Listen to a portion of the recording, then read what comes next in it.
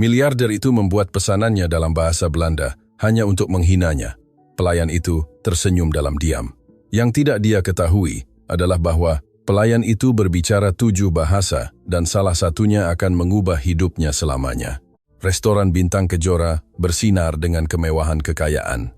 Lampu gantung kristal tergantung dari langit-langit seperti rasi bintang buatan, memancarkan kilauan pada taplak meja sutra putih dan peralatan makan perak yang dipoles. Itu adalah jenis tempat di mana orang-orang berkuasa datang untuk merayakan kekuasaan mereka, di mana uang berbicara lebih keras daripada kata-kata, dan di mana orang seperti Riana Wijaya tidak terlihat. Riana berjalan di antara meja dengan nampan yang seimbang sempurna di tangan kanannya. Dia telah bekerja di sana selama berbulan-bulan, selalu dengan rutinitas yang sama. Datang pagi-pagi, bersih-bersih, melayani, tersenyum, dan kembali ke rumah dengan kaki pegal dan harga diri yang utuh. Karena itulah satu-satunya hal yang tidak bisa diambil siapapun darinya, harga dirinya. Malam itu restoran sangat penuh. Pengusaha, politisi, selebriti lokal, semua tertawa, bersulang, sama sekali mengabaikan mereka yang melayani mereka seolah-olah mereka hantu bercelemek. Riana berhenti sejenak di dekat dapur, menarik napas dalam-dalam.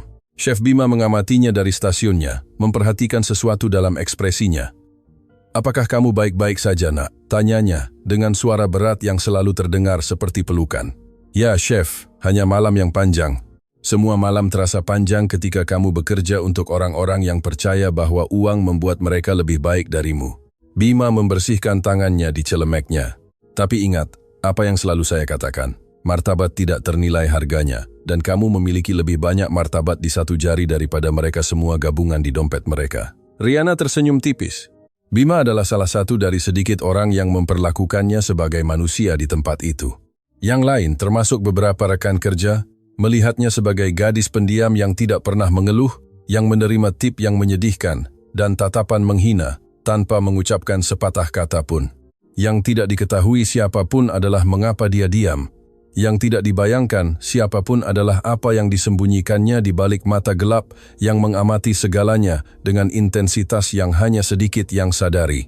Pintu utama terbuka dengan suara khas yang mengumumkan kedatangan seseorang yang penting. Riana secara naluriah berbalik dan melihat 2 pria masuk. Yang pertama lebih tua, dengan rambut abu-abu, disisir rapi ke belakang, jas yang mungkin harganya lebih dari gaji tahunan Riana. Dia berjalan dengan arogansi alami dari orang-orang yang tidak pernah perlu khawatir tentang apapun dalam hidup. Yang kedua lebih muda, mungkin sekitar 30-an, dengan aura pewaris yang tahu bahwa dunia adalah miliknya berdasarkan hak kelahiran. Keduanya menertawakan sesuatu, sementara manajer restoran praktis berlari ke arah mereka. "Bapak Kuncoro, suatu kehormatan memiliki Anda bersama kami malam ini. Meja favorit Anda sudah siap." Dewa Kuncoro. Riana telah mendengar nama itu berkali-kali. Dia adalah pemilik jaringan restoran mewah di seluruh wilayah, investor, real estate, dan, menurut rumor, seorang pria yang menikmati menghina mereka yang dia anggap lebih rendah, yang menurut kriterianya pada dasarnya adalah semua orang.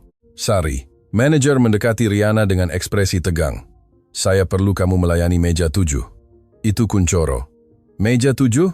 Tapi itu selalu dilayani oleh Markus. Markus sedang sibuk, dan mereka baru saja tiba. Pergi sekarang." Riana merasakan ada gumpalan terbentuk di perutnya, tetapi dia mengangguk tanpa protes. Itu adalah pekerjaannya, dan dia membutuhkan pekerjaan itu lebih dari yang bisa dibayangkan siapapun di restoran itu. Dia mendekati meja di mana kedua pria itu sudah duduk, masih menertawakan beberapa lelucon pribadi. Ketika Riana tiba, tidak satu pun dari mereka yang melihatnya, seolah-olah dia adalah bagian dari perabotan. "Selamat malam, bapak-bapak. Selamat datang di Bintang Kejora. Nama saya Riana, dan saya akan menjadi pelayan Anda malam ini. Bisakah saya mulai dengan menawarkan Anda minuman?" Dewa akhirnya mengangkat pandangannya, tetapi tidak untuk menatap matanya. Dia menyusuri Riana dari atas ke bawah dengan tatapan yang Riana kenal terlalu baik. Tatapan yang mengevaluasi, yang menilai, yang mengabaikan dalam hitungan detik.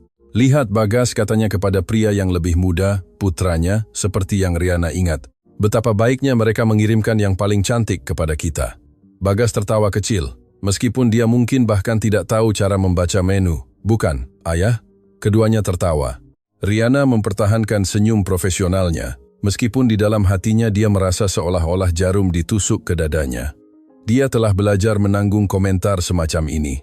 Dia telah belajar bahwa menjawab hanya akan memperburuk keadaan. Apa yang ingin Anda minum? Ulangnya dengan suara tenang.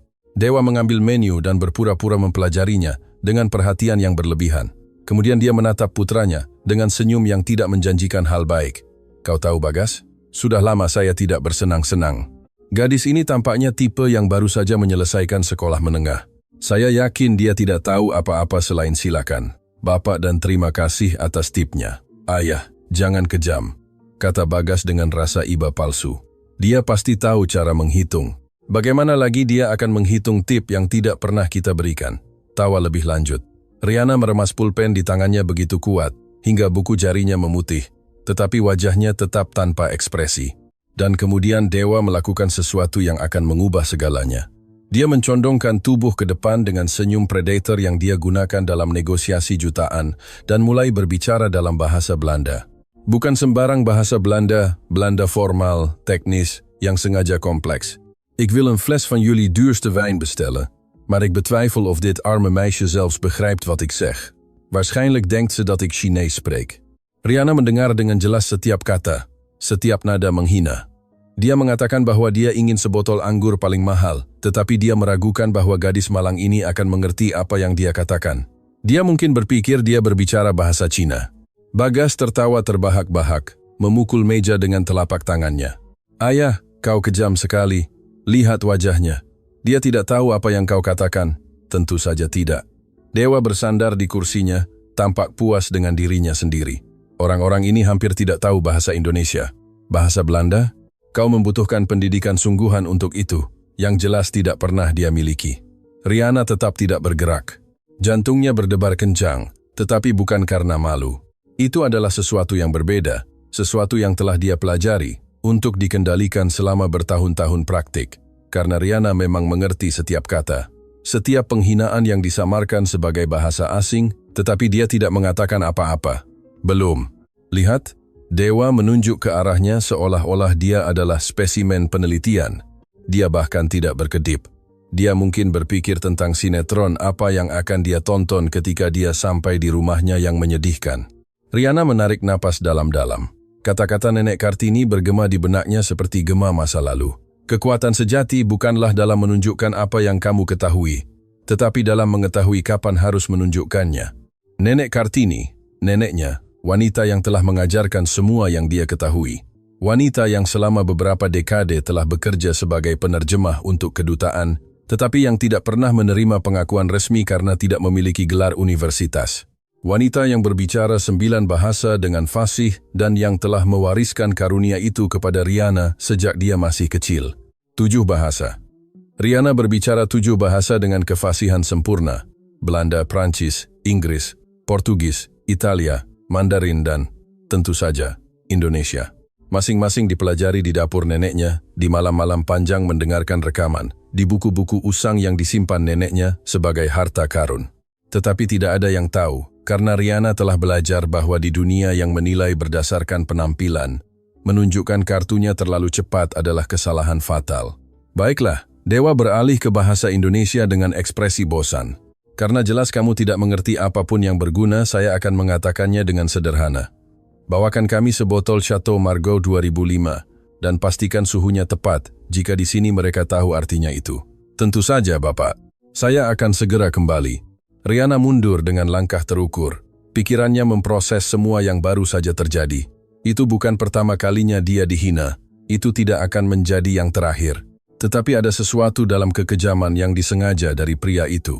Dalam kebutuhannya untuk merasa superior menggunakan bahasa yang dia yakini, tidak dia mengerti, menyalakan sesuatu di dalam dirinya. Di dapur, Bima menunggunya dengan ekspresi khawatir. Saya melihat wajahmu ketika kamu kembali. Apa yang dilakukan orang-orang itu padamu? Tidak ada yang belum pernah saya dengar sebelumnya. Riana, kamu tidak harus menanggung ini. Ada pekerjaan lain. Tidak ada pekerjaan lain yang membayar cukup untuk obat nenek saya, Chef. Anda tahu itu. Bima menghela napas.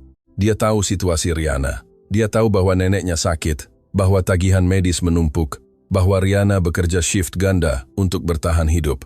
Apa yang mereka katakan padamu? Riana ragu sejenak. Yang lebih tua berbicara dalam bahasa Belanda.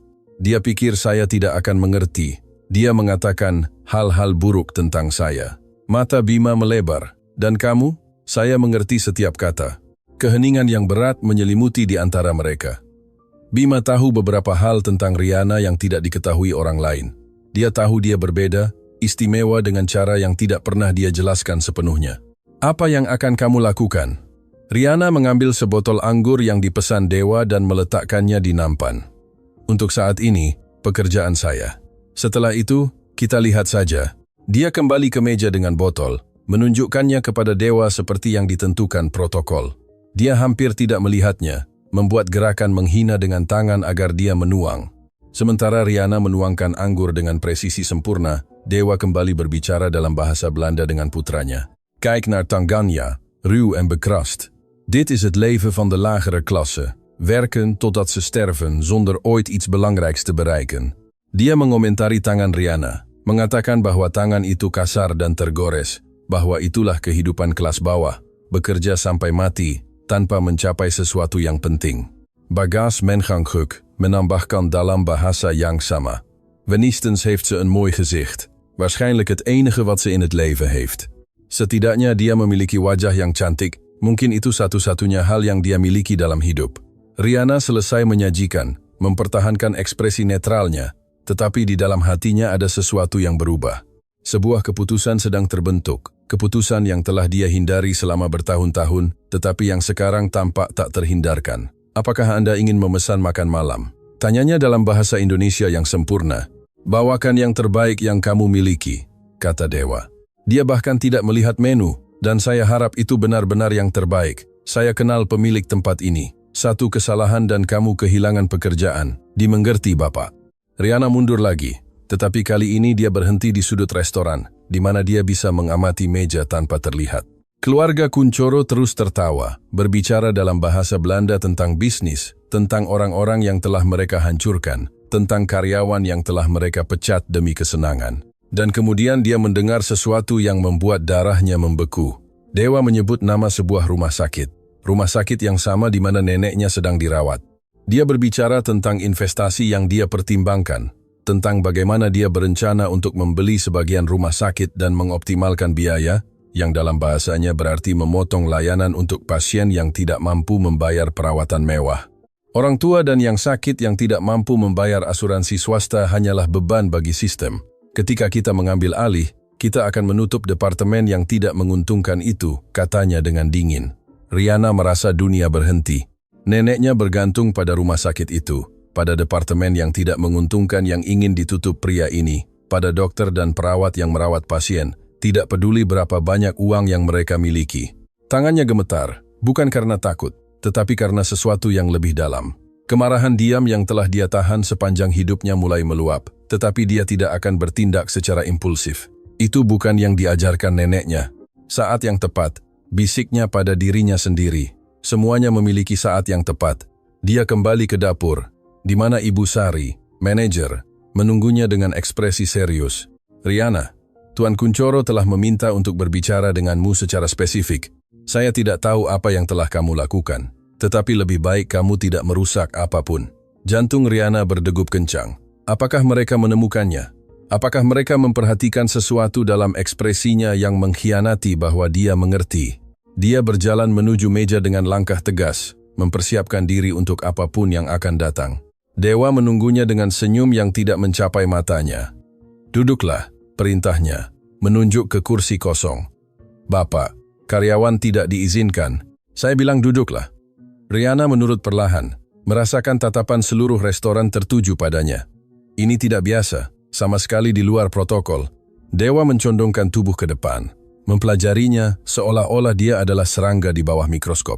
Putra saya dan saya telah mengamatimu sepanjang malam.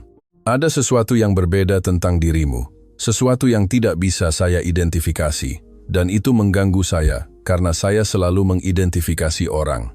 Riana tidak menjawab, hanya menatap matanya secara langsung, sesuatu yang jelas membuatnya tidak nyaman. Saya akan memberimu tawaran, lanjut Dewa. Saya membutuhkan staf untuk restoran saya. Orang-orang yang tahu cara melayani, yang bijaksana, yang tidak menimbulkan masalah. Saya akan membayar 3 kali lipat dari yang kamu dapatkan di sini. Itu adalah jebakan. Riana tahu itu. Pria seperti Dewa tidak membuat tawaran murah hati tanpa mengharapkan imbalan. Anda sangat baik, Bapak. Tetapi saya baik-baik saja di tempat saya. Senyum Dewa membeku. Tidak ada yang mengatakan tidak padanya. Maaf, saya bilang saya menghargai tawarannya. Tapi saya lebih suka tinggal di sini. Bagas tertawa tak percaya. Kau dengar itu, Ayah? Pelayan itu menolak tawaranmu. Dewa menyipitkan mata. Saya rasa kamu tidak mengerti posisimu, Nak. Saya tidak bertanya. Saya mengatakan padamu, apa yang akan kamu lakukan? Dan saya mengatakan kepada Anda, dengan segala hormat, bahwa jawaban saya adalah tidak. Keheningan yang terjadi begitu pekat hingga bisa dipotong dengan pisau. Para tamu terdekat telah berhenti berbicara, mengamati adegan itu dengan campuran kengerian dan daya tarik. Dewa berdiri perlahan, perawakannya yang mengesankan memproyeksikan bayangan di atas Riana. Kamu akan menyesali ini. Suaranya rendah, berbahaya. Tidak ada yang mengatakan tidak kepada saya, terutama orang sepertimu. Riana juga berdiri, terkejut dengan keberaniannya sendiri.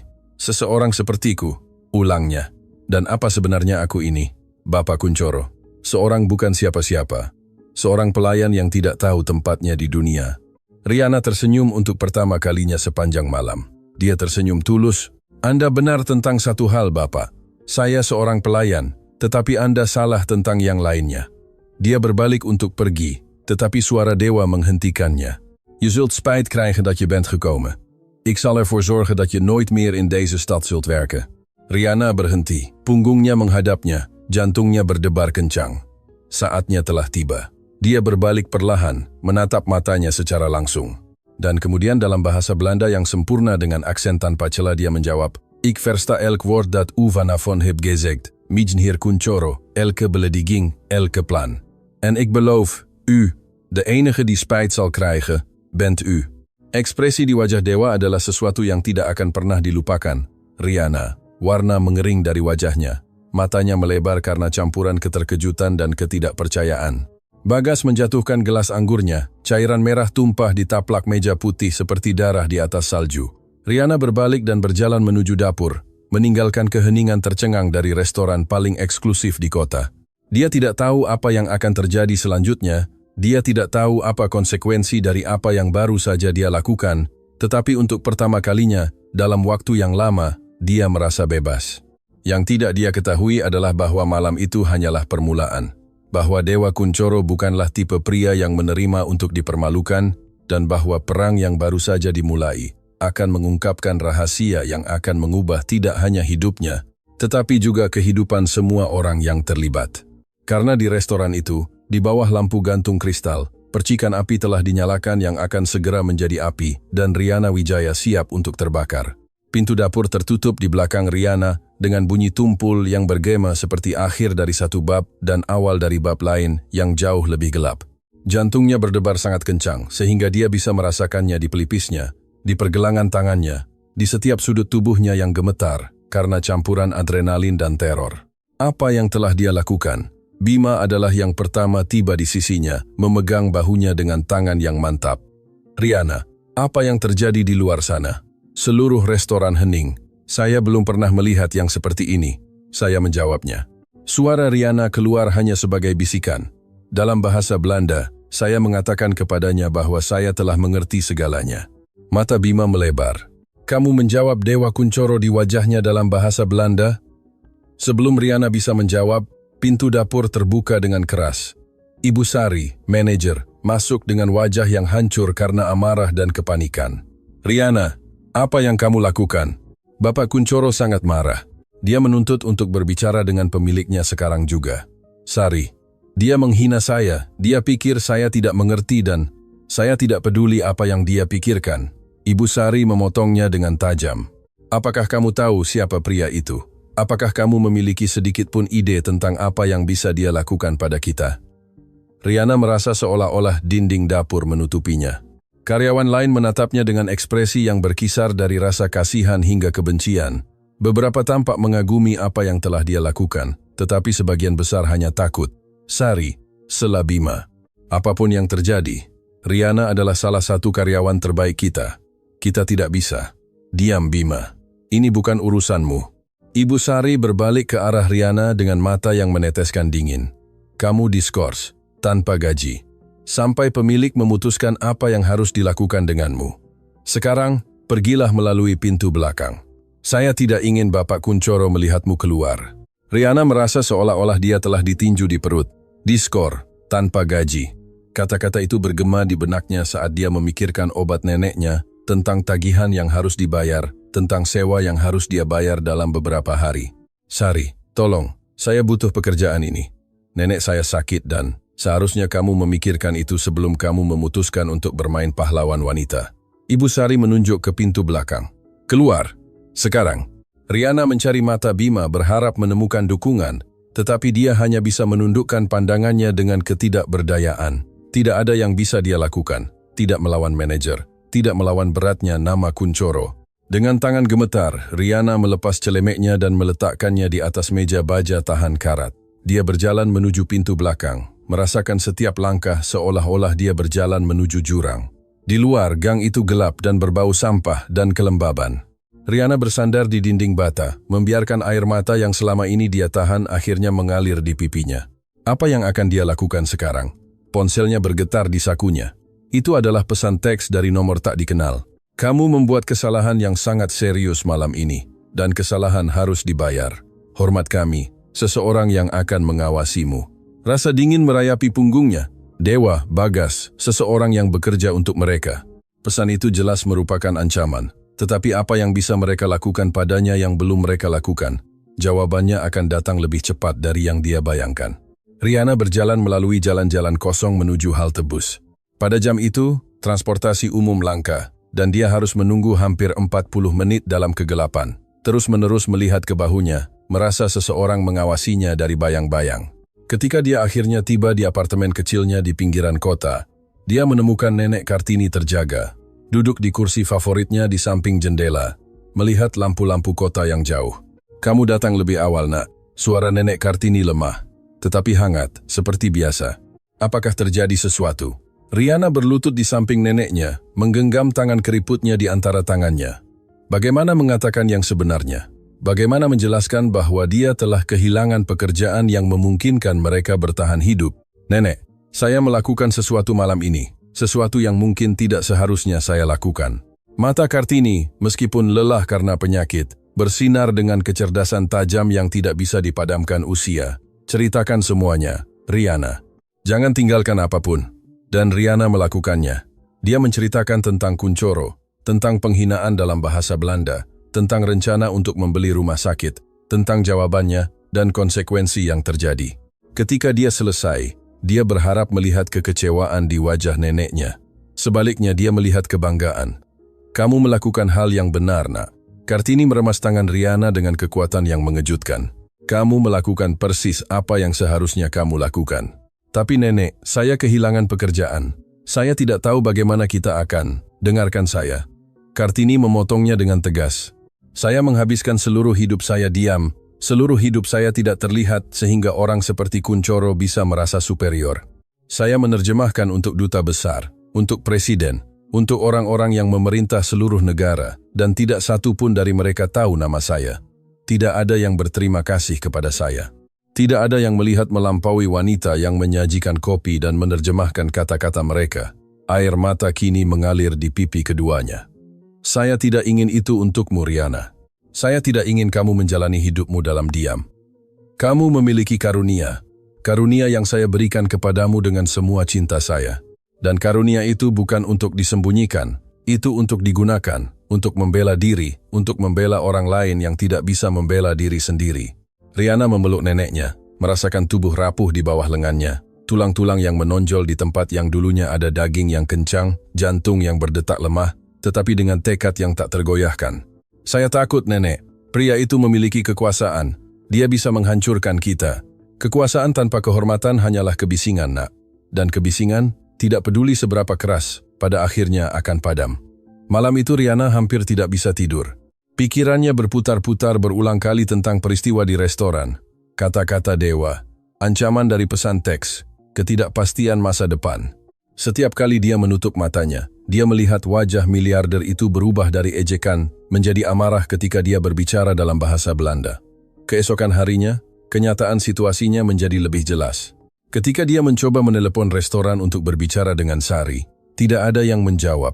Ketika dia pergi secara pribadi, penjaga keamanan mencegahnya masuk, mengatakan bahwa dia tidak lagi diterima. "Maaf Nona," kata penjaga itu, seorang pria yang lebih tua yang selalu memperlakukannya dengan baik, tampak benar-benar menyesal. "Perintah dari atas, saya tidak bisa membiarkan Anda masuk. Tapi barang-barang saya, gaji terakhir saya." Mereka mengatakan akan mengirimkannya melalui pos bersama dengan surat pemutusan hubungan kerja Anda. Surat pemutusan hubungan kerja, tidak hanya diskors, dipecat. Rihanna berjalan melalui kota dalam keadaan linglung. Apa yang akan dia lakukan sekarang? Dia memiliki tabungan untuk mungkin 2 minggu. Setelah itu, dia tidak ingin memikirkan setelah itu. Ponselnya berdering. Itu adalah nomor yang tidak dia kenali, tetapi berbeda dari ancaman tadi malam. Rihanna Wijaya. Suara seorang pria, profesional, dingin. "Ya, saya. Saya Lukman Hadi, pengacara dari grup Kuncoro. Klien saya ingin bertemu dengan Anda sore ini. Ini adalah masalah yang mendesak." Jantung Rihanna berhenti sejenak. "Bertemu dengan saya? Untuk apa?" "Itu akan didiskusikan secara pribadi. Anda punya waktu 1 jam untuk hadir di kantor pusat grup Kuncoro. Alamat akan dikirimkan melalui pesan. Saya sangat menyarankan Anda untuk tidak absen." Panggilan terputus sebelum Rihanna bisa menjawab. Beberapa menit kemudian dia menerima alamat, sebuah gedung perkantoran di distrik keuangan, jenis tempat di mana orang seperti dia biasanya hanya masuk untuk membersihkan lantai. Sebagian dirinya ingin mengabaikan panggilan itu, tetapi bagian lain, bagian yang dibesarkan neneknya untuk tidak pernah lari dari masalah, tahu bahwa dia harus pergi. Dia harus tahu apa yang mereka inginkan. Dia harus menghadapi apapun yang datang. Dia berganti pakaian dengan pakaian terbaik yang dia miliki, blus putih sederhana, rok gelap, sepatu yang dia beli di toko barang bekas, tetapi masih terlihat rapi. Dia melihat bayangannya di cermin, dan menarik napas dalam-dalam. "Saya bisa melakukan ini," bisiknya. "Saya bisa melakukan ini." Gedung grup Kuncoro adalah menara kaca, dan baja yang menjulang ke langit seperti monumen kekuasaan uang. Rihanna masuk melalui pintu putar dan mendapati dirinya di lobi yang lebih besar dari seluruh apartemennya. Resepsionis, seorang wanita berpakaian rapi dengan ekspresi kebosanan profesional, menatapnya dari atas ke bawah dengan pemeriksaan yang Rihanna kenal terlalu baik. "Ada yang bisa saya bantu?" "Saya punya janji. Nama saya Rihanna Wijaya." Ada sesuatu yang berubah dalam ekspresi resepsionis. Pengakuan, rasa ingin tahu, rasa kasihan. "Tentu saja, mereka menunggu Anda. Lantai 27. Lift ada di sebelah kanan Anda." Lift naik dalam diam, angka-angka berubah di layar digital seperti hitungan mundur menuju sesuatu yang tak terhindarkan. Ketika pintu terbuka di lantai 27, Rihanna mendapati dirinya di depan resepsionis lain, yang ini bahkan lebih mengintimidasi daripada yang sebelumnya. "Nona Wijaya, silakan lewat sini." Dia dibimbing menyusuri koridor dengan dinding yang ditutupi, seni yang mungkin harganya lebih dari yang akan Rihanna hasilkan seumur hidupnya. Di ujung koridor ada pintu ganda kayu gelap. Resepsionis mengetuk dengan lembut dan sebuah suara dari dalam berkata, "Masuk, kantor Dewa Kuncoro persis seperti yang Rihanna harapkan. Besar, mewah, dirancang untuk mengintimidasi." Jendela dari lantai ke langit-langit menunjukkan kota yang terhampar di bawah seperti kerajaan yang menunggu untuk ditaklukkan. Dan di sana dia, duduk di belakang meja mahoni yang tampak seperti altar untuk egonya sendiri. Di sisinya, Bagas, dengan senyum menghina yang sama dari malam sebelumnya, dan di sudut seorang pria berjas abu-abu yang pasti adalah pengacara yang memanggilnya, Nona Wijaya. Dewa tidak berdiri, dia bahkan tidak membuat gerakan untuk menyambutnya. "Betapa baiknya Anda menerima undangan kami." Itu tidak terlihat seperti undangan, itu terlihat seperti perintah. Bagas tertawa kecil, tetapi ayahnya mengangkat tangan untuk membungkamnya. Langsung, "Saya suka itu. Meskipun ketulusan bisa berbahaya ketika Anda tidak memiliki kekuatan untuk mendukungnya." Dewa bersandar di kursinya. "Tapi saya tidak memanggilmu untuk bertukar basa-basi. Saya memanggilmu karena kita punya masalah. Dan masalah, dalam pengalaman saya, memiliki 2 solusi, dihilangkan atau dikendalikan." Rihanna merasakan rasa dingin, tetapi dia mempertahankan ekspresi netralnya. "Dan saya adalah masalah bagi Anda. Kamu sejak tadi malam. Kau lihat, saya tidak peduli bahwa kamu mengerti bahasa Belanda, Bahkan, itu mengesankan. Tetapi yang saya pedulikan adalah, kamu mendengar hal-hal yang seharusnya tidak kamu dengar. Jantung Rihanna berdebar kencang. Rencana tentang rumah sakit, percakapan tentang bisnis. Apalagi yang Dewa katakan, berpikir tidak ada yang mengerti. Saya tidak tahu apa yang Anda maksud. Tentu saja kamu tahu. Dewa mencondongkan tubuh ke depan.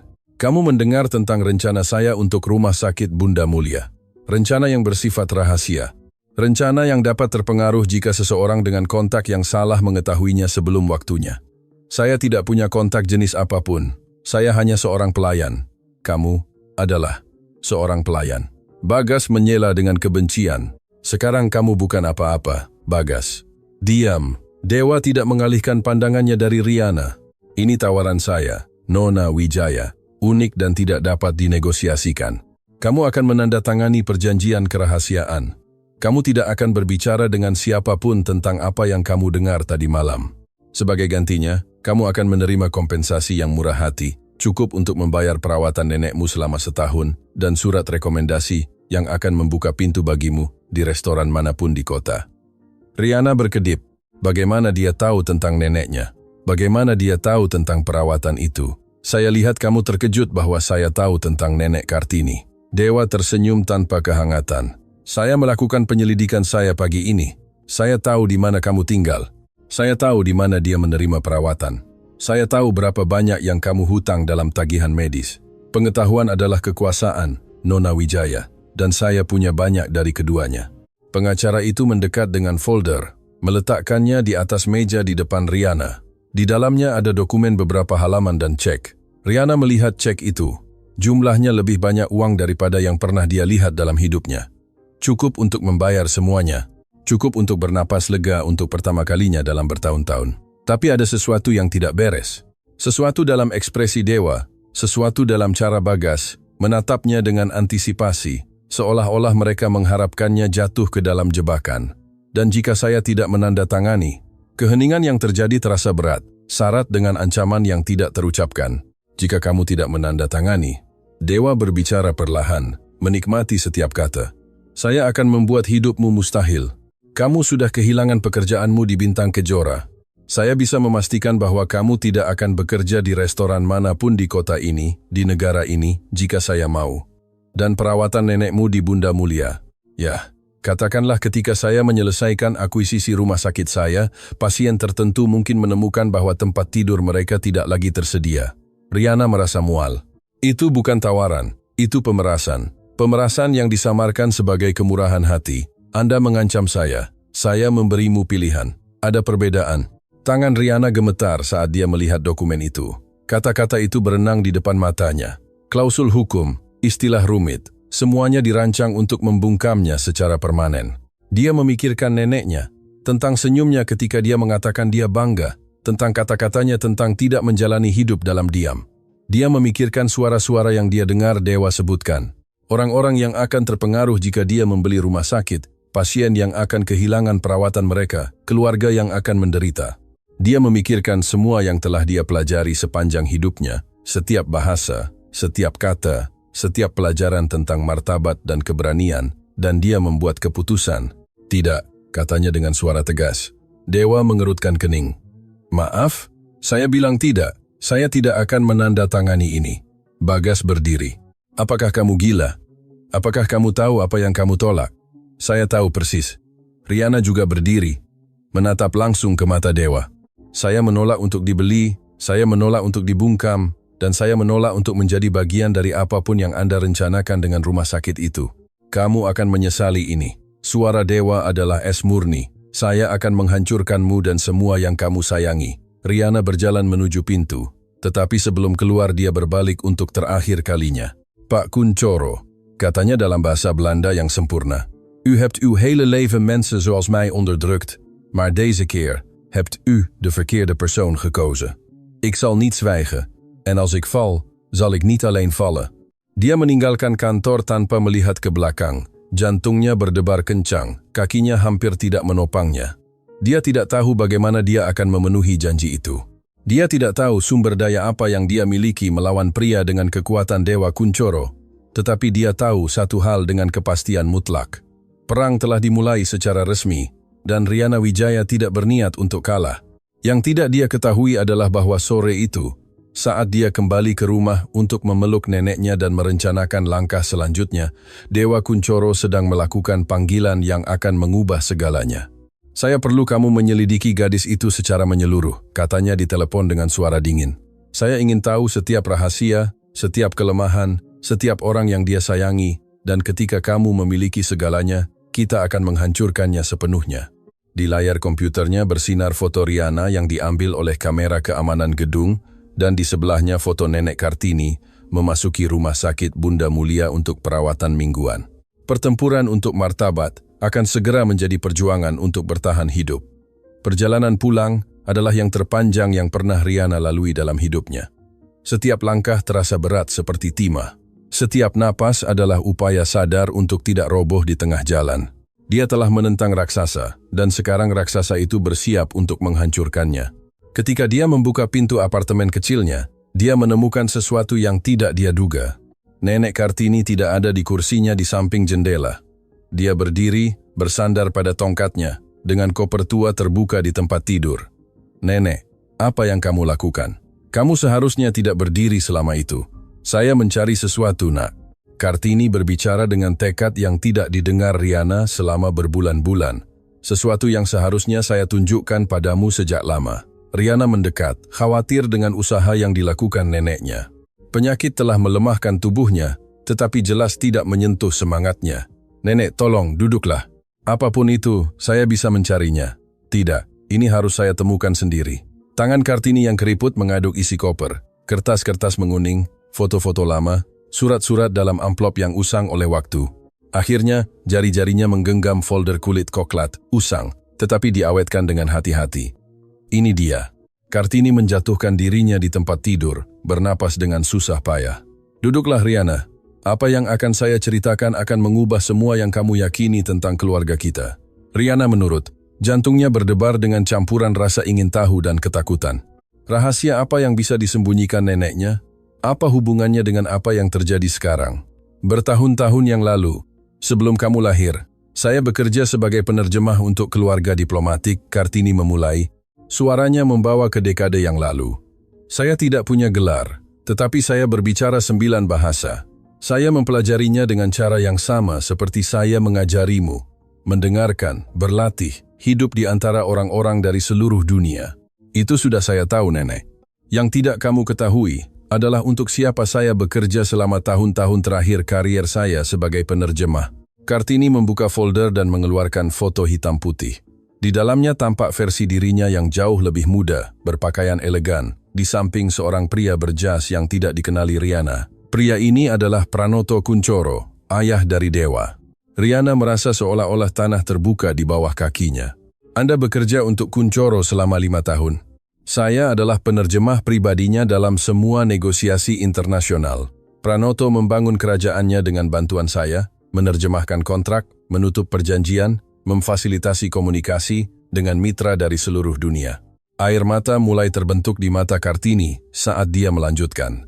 "Pranoto berbeda dari putranya. Dia ambisius, ya, tetapi dia memiliki kehormatan. Dia memperlakukan saya dengan hormat. Dia bahkan berjanji kepada saya bahwa ketika dia pensiun, dia akan memberi saya bagian dari keuntungan bisnis yang telah saya bantu bangun. Saya punya dokumen yang ditandatangani, perjanjian hukum. Dan apa yang terjadi? Pranoto meninggal mendadak. Serangan jantung, kata mereka. Dan ketika saya pergi untuk menuntut apa yang menjadi hak saya bertemu dengan Dewa. Dia baru berusia 25 tahun saat itu. Tetapi dia sudah menjadi pria kejam yang kamu kenal sekarang." Kartini mengeluarkan dokumen lain dari folder. Itu adalah kontrak dengan tanda tangan dan segel resmi. Ini adalah perjanjian aslinya. Pranoto menjanjikan saya 5% dari keuntungan grup Kunchoro sebagai kompensasi atas tahun-tahun layanan saya. Tetapi ketika saya menunjukkannya kepada Dewa, dia menertawakan wajah saya. Suara Kartini pecah dengan ingatan itu. Dia mengatakan kepada saya bahwa seorang karyawan rumah tangga tidak berhak atas apapun, bahwa jika saya mencoba menuntut secara hukum, dia akan menggunakan semua kekuasaannya untuk menghancurkan saya. Dan dia melakukannya. Riana. Dia menyewa pengacara yang membatalkan kontrak. mengklaim bahwa saya tidak memiliki kapasitas hukum untuk menandatangani perjanjian semacam itu. Mereka mengambil segalanya dari saya. Reputasi saya, tabungan saya, martabat saya.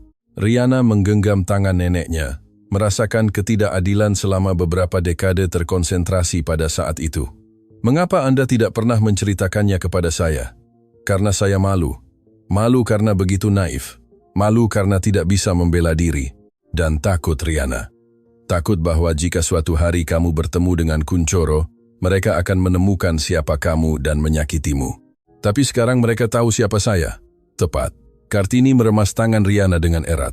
Itu sebabnya kamu perlu tahu kebenaran lengkapnya. Karena ada sesuatu yang lain di folder ini. Sesuatu yang Dewa tidak tahu saya miliki.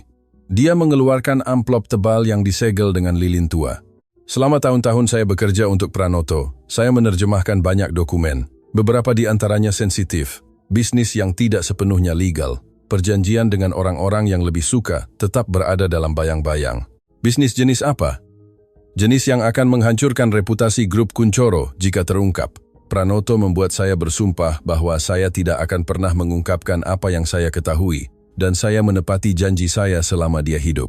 Tetapi Dewa melanggar semua janji yang dibuat ayahnya kepada saya, jadi saya tidak lagi memiliki kewajiban untuk menyimpan rahasia mereka.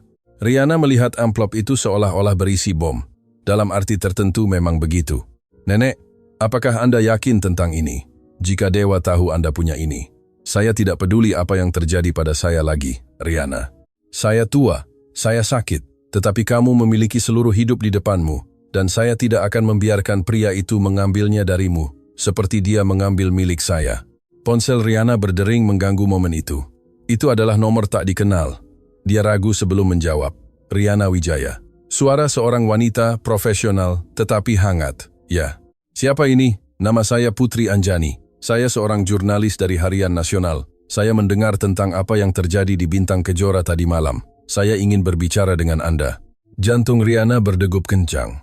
Bagaimana seorang jurnalis bisa tahu begitu cepat? Bagaimana Anda mendapatkan nomor saya? Saya punya sumber, tetapi itu tidak penting. Yang penting adalah saya punya informasi tentang Dewa Kunchoro yang saya pikir akan menarik minat Anda, dan saya pikir Anda punya informasi yang menarik minat saya. Bisakah kita bertemu? Riana menatap neneknya, yang telah mendengarkan seluruh percakapan. Kartini mengangguk perlahan. Di mana dan kapan? Besok, di Cafe Harapan, dekat alun-alun pusat, pukul 10 pagi. Dan Nona Wijaya, datang sendiri dan jangan beritahu siapapun tentang panggilan ini. Komunikasi terputus. Riana menatap telepon, memproses apa yang baru saja terjadi. Siapa itu? Tanya Kartini, seorang jurnalis. Dia bilang dia punya informasi tentang Kunchoro. Itu bisa menjadi jebakan. Saya tahu, tetapi itu juga bisa menjadi satu-satunya kesempatan kita. Malam itu Riana tidak bisa tidur. Pikirannya adalah pusaran pertanyaan, ketakutan, dan kemungkinan. Dia membaca dokumen yang diberikan neneknya. Setiap halaman mengungkapkan sejarah korupsi, manipulasi, dan kekejaman yang telah berlangsung selama beberapa dekade. Tetapi ada sesuatu yang lain di antara kertas-kertas itu, sesuatu yang tidak disebutkan neneknya secara langsung. Sebuah surat yang ditulis dalam bahasa Belanda ditujukan kepada Pranoto Kunchoro dari mitra bisnis Eropa. Surat itu berbicara tentang perjanjian rahasia, tentang uang yang ditransfer ke rekening di luar negeri, tentang bantuan politik yang dibeli dan dijual. Riana menerjemahkan setiap kata, merasakan teka-teki itu mulai terbentuk. Kunchoro tidak membangun kerajaan mereka hanya dengan kerja keras dan kecerdasan bisnis. Mereka telah membangunnya di atas kebohongan, suap, dan eksploitasi orang-orang seperti neneknya. Keesokan paginya, Riana bersiap untuk pertemuan dengan jurnalis. Sebelum pergi, neneknya menghentikannya. Bawalah ini bersamamu. Dia menyerahkan medali perak kecil. Itu milik ibumu. Dia juga memiliki keberanianmu. Dewi meninggal muda, tetapi dia hidup tanpa rasa takut. Saya ingin kamu mengingat itu hari ini. Riana memeluk neneknya dengan erat, merasakan kerapuhan tubuhnya, tetapi juga kekuatan semangatnya. Saya akan segera kembali, nenek. Saya janji. Saya tahu kamu akan melakukannya, nak. Tetapi, jika terjadi sesuatu yang salah, saya ingin kamu tahu bahwa saya bangga padamu. Saya selalu bangga sejak hari kamu lahir. Cafe Harapan adalah tempat sederhana di sudut kota yang tenang. Meja-meja kecil, dinding dihiasi dengan foto-foto lama, aroma kopi yang baru diseduh melayang di udara. Riana tiba 10 menit sebelum waktu yang disepakati dan memilih meja di sudut dari mana dia bisa melihat pintu masuk. Putri Anjani tiba tepat waktu. Dia adalah seorang wanita berusia sekitar 40 tahun dengan rambut gelap diikat dalam sanggul praktis dan mata yang tampak menganalisis segala sesuatu di sekitarnya. Dia berpakaian sederhana tetapi profesional dan membawa tas kulit yang usang karena penggunaan. Nona Wijaya, dia duduk di depan Riana tanpa basa-basi. Terima kasih sudah datang. Sebelum kita membicarakan apapun, saya perlu tahu bagaimana Anda mengetahui apa yang terjadi. Putri tersenyum tipis. Saya punya sumber di dalam Bintang Kejora. Seseorang yang menyaksikan semua yang terjadi malam itu dan yang sangat lelah melihat bagaimana Kunchoro memperlakukan orang. Siapa? Itu tidak bisa saya ungkapkan. Perlindungan sumber. Tetapi yang bisa saya katakan adalah bahwa ini bukan pertama kalinya Dewa Kunchoro mempermalukan karyawan seperti itu. Dan itu juga bukan pertama kalinya dia menghancurkan hidup seseorang yang berani menentangnya. Putri membuka tasnya dan mengeluarkan folder. Saya telah menyelidiki grup Kunchoro selama 3 tahun. Saya punya kesaksian dari mantan karyawan yang dipecat secara tidak adil, dari pesaing yang hancur oleh taktik ilegal, dari pejabat publik yang disuap untuk mendukung bisnis mereka. Tetapi saya tidak pernah bisa menerbitkan apapun, karena setiap kali saya terlalu dekat seseorang mengancam saya atau sumber saya menghilang. Menghilang, tidak secara harfiah, tetapi tiba-tiba mereka berubah pikiran, pindah kota, memutuskan bahwa mereka tidak ingin berbicara lagi. Kekuatan Kunchoro mencapai sangat jauh, Nona Wijaya, lebih jauh dari yang Anda bayangkan. Riana memikirkan dokumen yang diberikan neneknya, surat-surat, kontrak, rahasia selama beberapa dekade. Mengapa Anda mencari saya? Karena Anda melakukan sesuatu yang belum pernah dilakukan orang lain. Anda menghadapinya secara publik. Dan tidak hanya itu, Anda menghadapinya dalam bahasanya sendiri. Secara harfiah, itu membuat Anda menjadi simbol, dan simbol itu kuat. Saya tidak ingin menjadi simbol, saya hanya ingin melindungi keluarga saya. Saya mengerti itu, tetapi terkadang cara terbaik untuk melindungi keluarga kita adalah dengan mengekspos mereka yang mengancam kita. Putri mencondongkan tubuh ke depan. Nona Wijaya, saya sedang menyiapkan laporan yang dapat menghancurkan Kunchoro, tetapi saya butuh lebih banyak bukti. Bukti kuat yang tidak bisa mereka sangkal atau beli. Apakah Anda punya sesuatu seperti itu? Riana ragu. Mempercayai orang asing itu berisiko, tetapi melanjutkan sendirian melawan Kunchoro adalah bunuh diri. Saya punya dokumen, katanya akhirnya. Dokumen yang disimpan nenek saya selama beberapa dekade, kontrak, surat-surat, perjanjian yang membuktikan kegiatan ilegal. Mata Putri bersinar karena minat. Kegiatan jenis apa? Suap, penghindaran pajak, perjanjian dengan orang-orang yang beroperasi di luar hukum. Semua diterjemahkan dan didokumentasikan oleh nenek saya ketika dia bekerja untuk Pranoto Kunchoro. Nenek Anda bekerja untuk Kunchoro selama 5 tahun, dan ketika Pranoto meninggal, Dewa mengambil semua yang menjadi haknya secara hukum. Putri bersandar di kursinya, memproses informasi. Ini lebih besar dari yang saya kira, jauh lebih besar. Ada hal lain. Riana menarik napas dalam-dalam. Dewa berencana membeli rumah sakit Bunda Mulia. Dia ingin menutup departemen yang melayani pasien tanpa sumber daya. Nenek saya menerima perawatan di sana. Apakah Anda punya bukti tentang itu? Saya mendengarnya langsung dari mulutnya dalam bahasa Belanda. Dia pikir tidak ada yang mengerti. Putri mengeluarkan perekam dari tasnya. Apakah Anda bersedia memberikan kesaksian yang direkam? Untuk menceritakan semua yang Anda ketahui, termasuk tentang nenek Anda? Riana memikirkan Kartini, tentang senyumnya yang lelah tetapi bangga, tentang dekade keheningan yang telah dia tanggung, tentang kesempatan untuk akhirnya melakukan keadilan. Ya, saya bersedia. Selama 2 jam berikutnya Riana berbicara, menceritakan segalanya. Malam di restoran, penghinaan dalam bahasa Belanda, pertemuan di kantor grup Kunchoro, pemerasan, ancaman, dan kemudian dia menceritakan kisah neneknya. Setiap kata terasa seperti melepaskan beban dari jiwanya. Ketika dia selesai, Putri menyimpan perekam dengan ekspresi serius, tetapi penuh harapan. Ini cukup untuk memulai, tetapi saya perlu melihat dokumen asli itu. Bisakah Anda mendapatkannya untuk saya? Saya harus berbicara dengan nenek saya. Itu miliknya, bukan milik saya. Saya mengerti, tetapi lakukan segera. Kunchoro tidak akan tinggal diam. Jika mereka tahu kita bekerja sama, mereka akan mencoba menghentikan kita. Riana mengangguk, bangkit untuk pergi, tetapi sebelum dia bisa melangkah, Putri menghentikannya. Satu hal lagi, Nona Wijaya. Tadi malam saya menerima panggilan anonim. Seseorang memperingatkan saya untuk berhati-hati dengan Anda, bahwa Anda berbahaya, tidak stabil, bahwa tidak ada yang Anda katakan bisa dipercaya. Perut Riana bergolak. Siapa yang menelepon? Dia tidak meninggalkan nama, tetapi saya mengenali nomornya. Itu dari ponsel pribadi Bagas Kunchoro. Jadi itu dia. Bagas yang mengirim pesan mengancam malam restoran itu. Bagas berusaha mendiskreditkannya sebelum dia bisa membela diri. Dan mengapa Anda memutuskan untuk bertemu dengan saya? Putri tersenyum. Karena dalam pengalaman saya, ketika seseorang seperti Bagas Kunchoro mencoba menghancurkan reputasi seseorang sebelum bertemu dengannya, itu berarti orang itu memiliki sesuatu yang mereka takuti. Dan saya ingin tahu apa itu. Riana meninggalkan kafe dengan campuran harapan dan teror. Dia punya sekutu, dia punya rencana, tetapi dia juga punya musuh kuat yang bersedia melakukan apa saja untuk membungkamnya. Saat dia berjalan menuju halte bus, ponselnya bergetar dengan pesan teks. Itu dari Bima, si chef. Riana, saya perlu bertemu denganmu segera. Saya menemukan sesuatu tentang Kunchoro yang harus kamu ketahui. Ini tentang nenekmu. Tolong, datang ke restoran setelah pukul 11 malam ketika sudah tutup. Masuk melalui pintu belakang. Ini penting. Riana membaca pesan itu 3 kali. Apa yang bisa Bima ketahui tentang neneknya? Mengapa begitu mendesak dan rahasia? Ada sesuatu yang tidak beres, tetapi pada saat yang sama, Bima selalu baik padanya, selalu melindunginya. Dia bisa mempercayainya. Dia bisa mempercayai siapapun. Yang tidak Riana ketahui adalah bahwa pada saat yang sama di kantor grup Kunchoro, Dewa sedang menerima laporan penyelidikan yang telah dia pesan. Dan apa yang terkandung dalam laporan itu tidak hanya mengungkapkan siapa Riana Wijaya sebenarnya.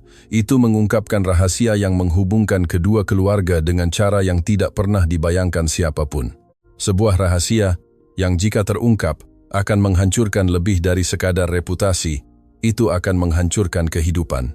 Jalan kembali ke rumah adalah yang terpanjang yang pernah Riana lalui dalam hidupnya.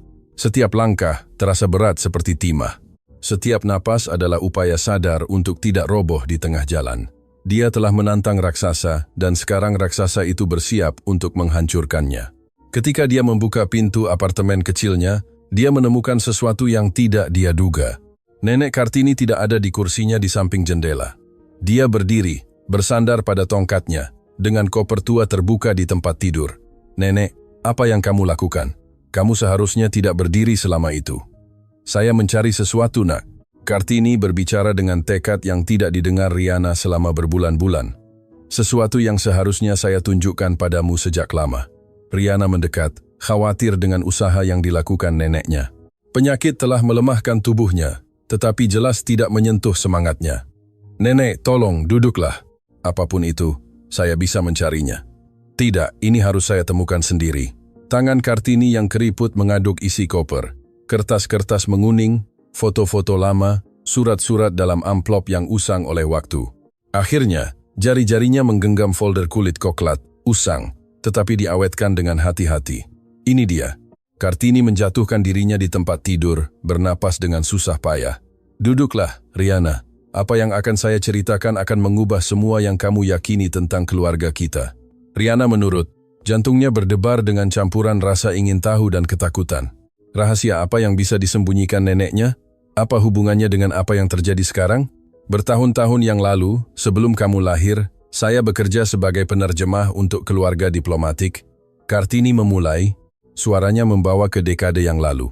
Saya tidak punya gelar, tetapi saya berbicara 9 bahasa. Saya mempelajarinya dengan cara yang sama seperti saya mengajarimu, mendengarkan, berlatih, hidup di antara orang-orang dari seluruh dunia. Itu sudah saya tahu, Nenek. Yang tidak kamu ketahui adalah untuk siapa saya bekerja selama tahun-tahun terakhir karier saya sebagai penerjemah. Kartini membuka folder dan mengeluarkan foto hitam putih. Di dalamnya tampak versi dirinya yang jauh lebih muda, berpakaian elegan, di samping seorang pria berjas yang tidak dikenali Riana. Pria ini adalah Pranoto Kunchoro, ayah dari Dewa. Riana merasa seolah-olah tanah terbuka di bawah kakinya. Anda bekerja untuk Kunchoro? Saya adalah penerjemah pribadinya dalam semua negosiasi internasional. Pranoto membangun kerajaannya dengan bantuan saya, menerjemahkan kontrak, menutup perjanjian, memfasilitasi komunikasi dengan mitra dari seluruh dunia.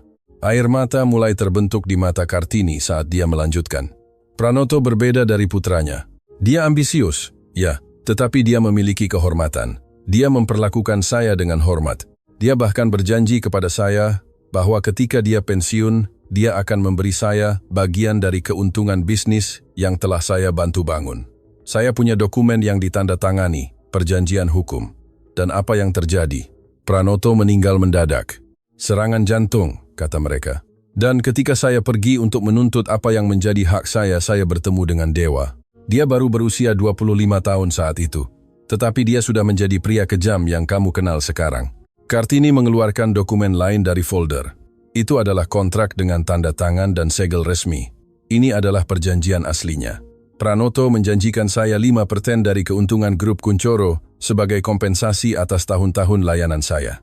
Tetapi ketika saya menunjukkannya kepada Dewa, dia menertawakan wajah saya. Suara Kartini pecah dengan ingatan itu.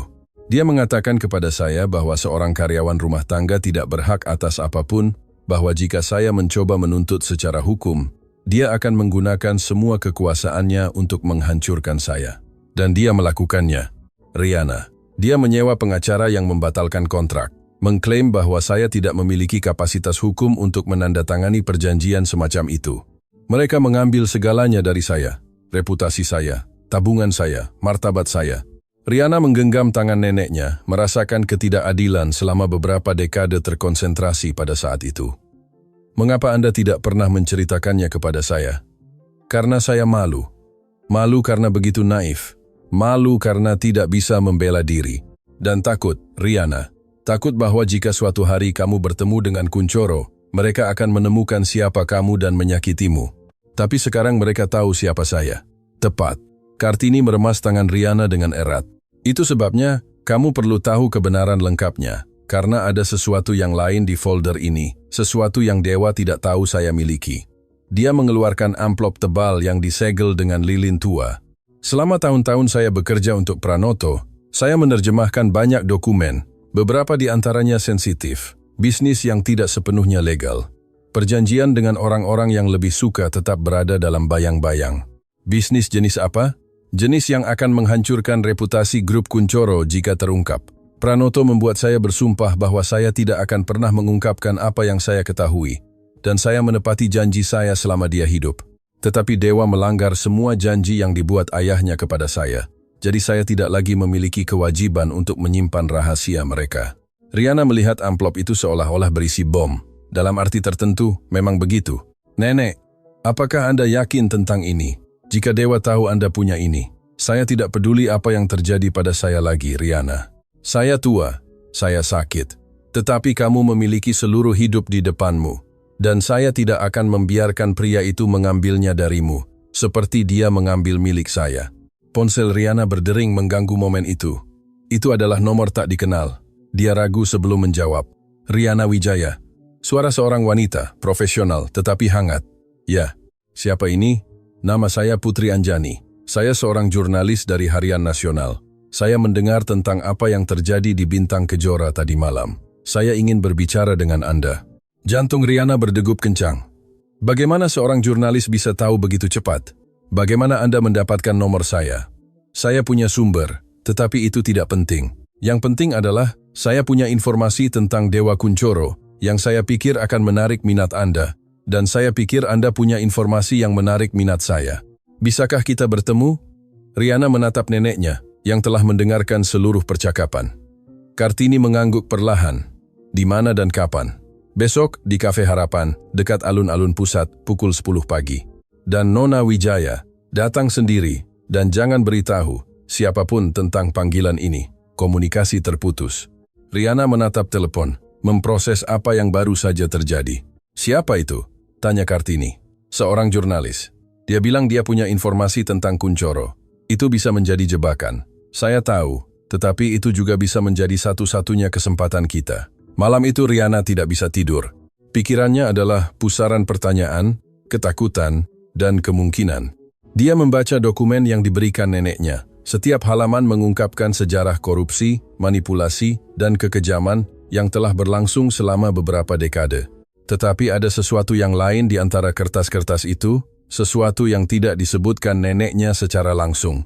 Sebuah surat yang ditulis dalam bahasa Belanda ditujukan kepada Pranoto Kunchoro dari mitra bisnis Eropa. Surat itu berbicara tentang perjanjian rahasia, tentang uang yang ditransfer ke rekening di luar negeri, tentang bantuan politik yang dibeli dan dijual. Rihanna menerjemahkan setiap kata, merasakan teka-teki itu mulai terbentuk. Kunchoro tidak membangun kerajaan mereka hanya dengan kerja keras dan kecerdasan bisnis. Mereka telah membangunnya di atas kebohongan, suap, dan eksploitasi orang-orang seperti neneknya.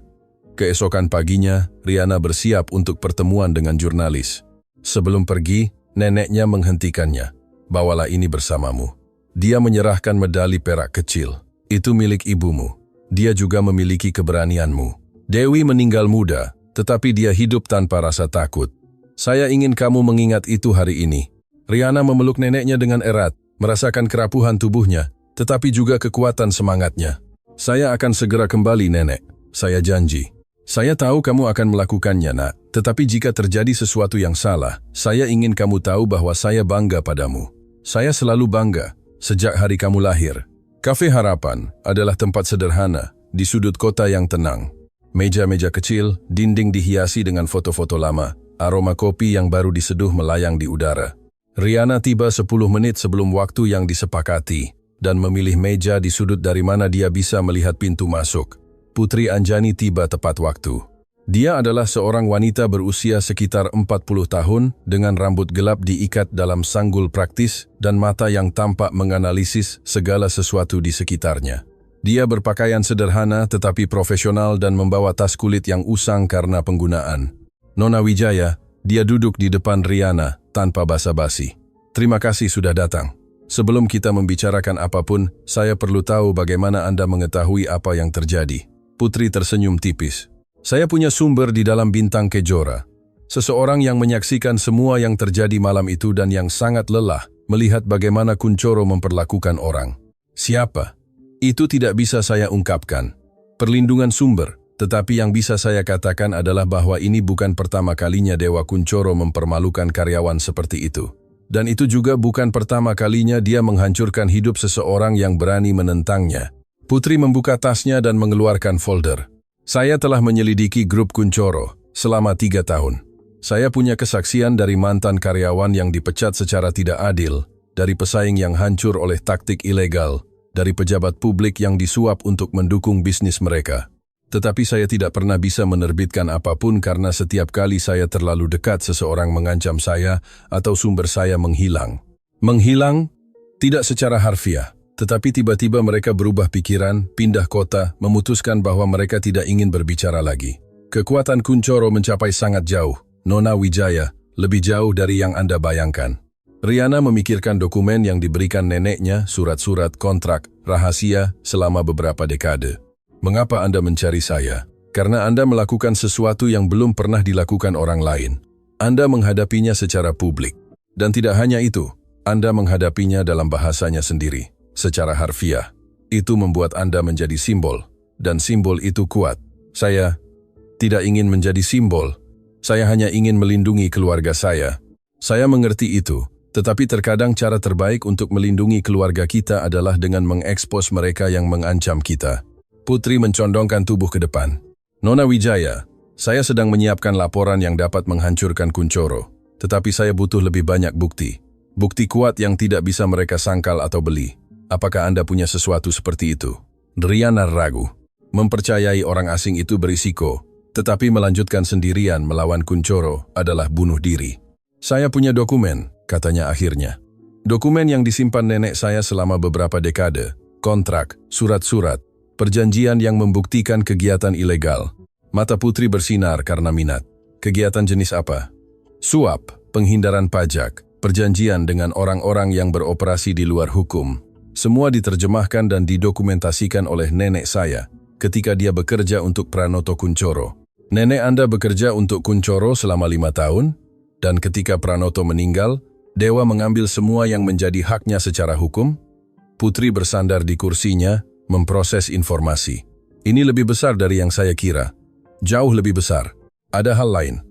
Rihanna menarik napas dalam-dalam. Dewa berencana membeli rumah sakit Bunda Mulia. Dia ingin menutup departemen yang melayani pasien tanpa sumber daya. Nenek saya menerima perawatan di sana. Apakah Anda punya bukti tentang itu? Saya mendengarnya langsung dari mulutnya dalam bahasa Belanda. Dia pikir tidak ada yang mengerti. Putri mengeluarkan perekam dari tasnya. Apakah Anda bersedia memberikan kesaksian yang direkam? Untuk menceritakan semua yang Anda ketahui, termasuk tentang nenek Anda. Riana memikirkan Kartini, tentang senyumnya yang lelah tetapi bangga, tentang dekade keheningan yang telah dia tanggung, tentang kesempatan untuk akhirnya melakukan keadilan. Ya, saya bersedia. Selama 2 jam berikutnya, Riana berbicara, menceritakan segalanya. Malam di restoran, penghinaan dalam bahasa Belanda, pertemuan di kantor grup Kuncoro, pemerasan, ancaman, dan kemudian dia menceritakan kisah neneknya. Setiap kata terasa seperti melepaskan beban dari jiwanya. Ketika dia selesai, Putri menyimpan perekam dengan ekspresi serius, tetapi penuh harapan. Ini cukup untuk memulai, tetapi saya perlu melihat dokumen asli itu. Bisakah Anda mendapatkannya untuk saya? Saya harus berbicara dengan nenek saya. Itu miliknya, bukan milik saya. Saya mengerti, tetapi lakukan segera. Kuncoro tidak akan tinggal diam. Jika mereka tahu kita bekerja sama, mereka akan mencoba menghentikan kita. Riana mengangguk, bangkit untuk pergi, tetapi sebelum dia bisa melangkah, Putri menghentikannya. Satu hal lagi, Nona Wijaya. Tadi malam saya menerima panggilan anonim. Seseorang memperingatkan saya untuk berhati-hati dengan Anda, bahwa Anda berbahaya, tidak stabil, bahwa tidak ada yang Anda katakan bisa dipercaya. Perut Riana bergolak. Siapa yang menelepon? Dia tidak meninggalkan nama, tetapi saya mengenali nomornya. Itu dari ponsel pribadi Bagas Kuncoro, jadi itu dia. Bagas yang mengirim pesan mengancam malam restoran itu. Bagas berusaha mendiskreditkannya sebelum dia bisa membela diri. Dan mengapa Anda memutuskan untuk bertemu dengan saya? Putri tersenyum. Karena dalam pengalaman saya, ketika seseorang seperti Bagas Kuncoro mencoba menghancurkan reputasi seseorang sebelum bertemu dengannya, itu berarti orang itu memiliki sesuatu yang mereka takuti. Dan saya ingin tahu apa itu. Riana meninggalkan kafe dengan campuran harapan dan teror. Dia punya sekutu, dia punya rencana, tetapi dia juga punya musuh kuat yang bersedia melakukan apa saja untuk membungkamnya. Saat dia berjalan menuju halte bus, ponselnya bergetar dengan pesan teks. Itu dari Bima, si chef. Riana, saya perlu bertemu denganmu segera. Saya menemukan sesuatu tentang Kuncoro yang harus kamu ketahui. Ini tentang nenekmu. Tolong. Datang ke restoran setelah pukul 11 malam ketika sudah tutup.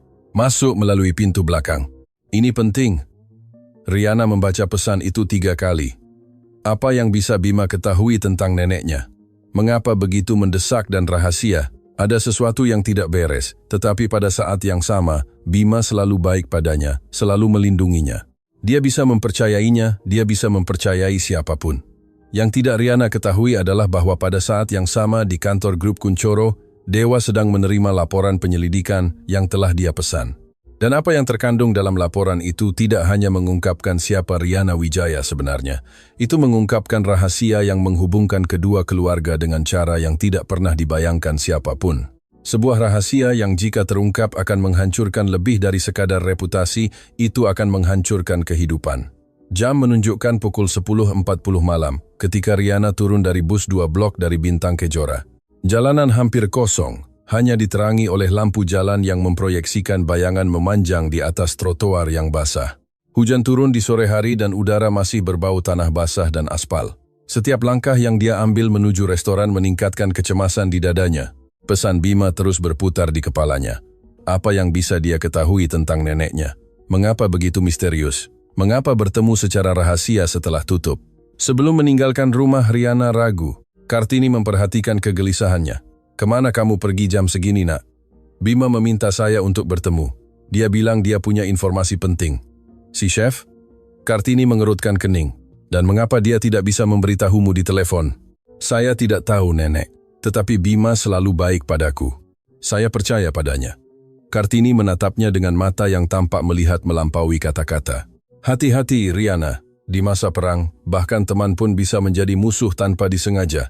Riana telah berjanji untuk berhati-hati. Tetapi sekarang, berdiri di depan gang yang mengarah ke pintu belakang restoran, kata-kata neneknya bergema sebagai peringatan yang mungkin seharusnya dia dengarkan dengan lebih penuh perhatian.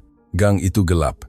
Satu-satunya cahaya berasal dari lampu di atas pintu belakang yang berkedip sebentar-sebentar seolah-olah akan padam. Riana berjalan perlahan, indranya waspada, jantungnya berdetak semakin kencang. Pintu terbuka sedikit. Bima, dia memanggil dengan suara rendah, mendorong pintu dengan hati-hati. Dapur remang-remang. Permukaan baja tahan karat bersinar samar di bawah lampu darurat yang selalu menyala. Semuanya hening, terlalu hening. Bima, apa kamu di sini? Suara di sebelah kanannya membuatnya berbalik tiba-tiba. Sosok muncul dari bayang-bayang, tetapi itu bukan Bima, itu Bagas Kuncoro. Jantung Riana berhenti sejenak sebelum mulai berdetak tak terkontrol. Dia mundur secara naluriah, tetapi sosok lain muncul di belakangnya, menghalangi jalan keluar. Dewa Kuncoro. Selamat malam, Nona Wijaya. Suara Dewa lembut, hampir ramah, yang membuatnya semakin menakutkan. Betapa baiknya Anda menerima undangan kami. Di mana Bima? Riana berhasil bertanya. Suaranya bergetar meskipun dia berusaha untuk tetap tenang. Si chef? Bagas tertawa menghina. Dia ada di rumahnya tidur nyenyak. Dia tidak tahu bahwa kami menggunakan namanya untuk membawamu ke sini. Pesan itu adalah jebakan sejak awal. Riana merasa mual menyadari betapa mudahnya dia jatuh. Apa yang kalian inginkan dariku? Dewa berjalan perlahan ke arahnya, sepatunya bergema di lantai dapur dengan setiap langkah. Yang saya inginkan, Nona Wijaya, adalah memahami sesuatu yang mengganggu saya sejak saya menerima laporan tertentu sore ini. Dia mengeluarkan amplop dari saku dalamnya. Kau lihat, ketika saya memerintahkanmu untuk diselidiki, saya berharap menemukan hal-hal biasa, hutang, masalah keluarga, mungkin beberapa rahasia memalukan yang bisa saya gunakan untuk menekankanmu. Tetapi apa yang saya temukan jauh lebih menarik. Dia membuka amplop itu dan mengeluarkan beberapa dokumen.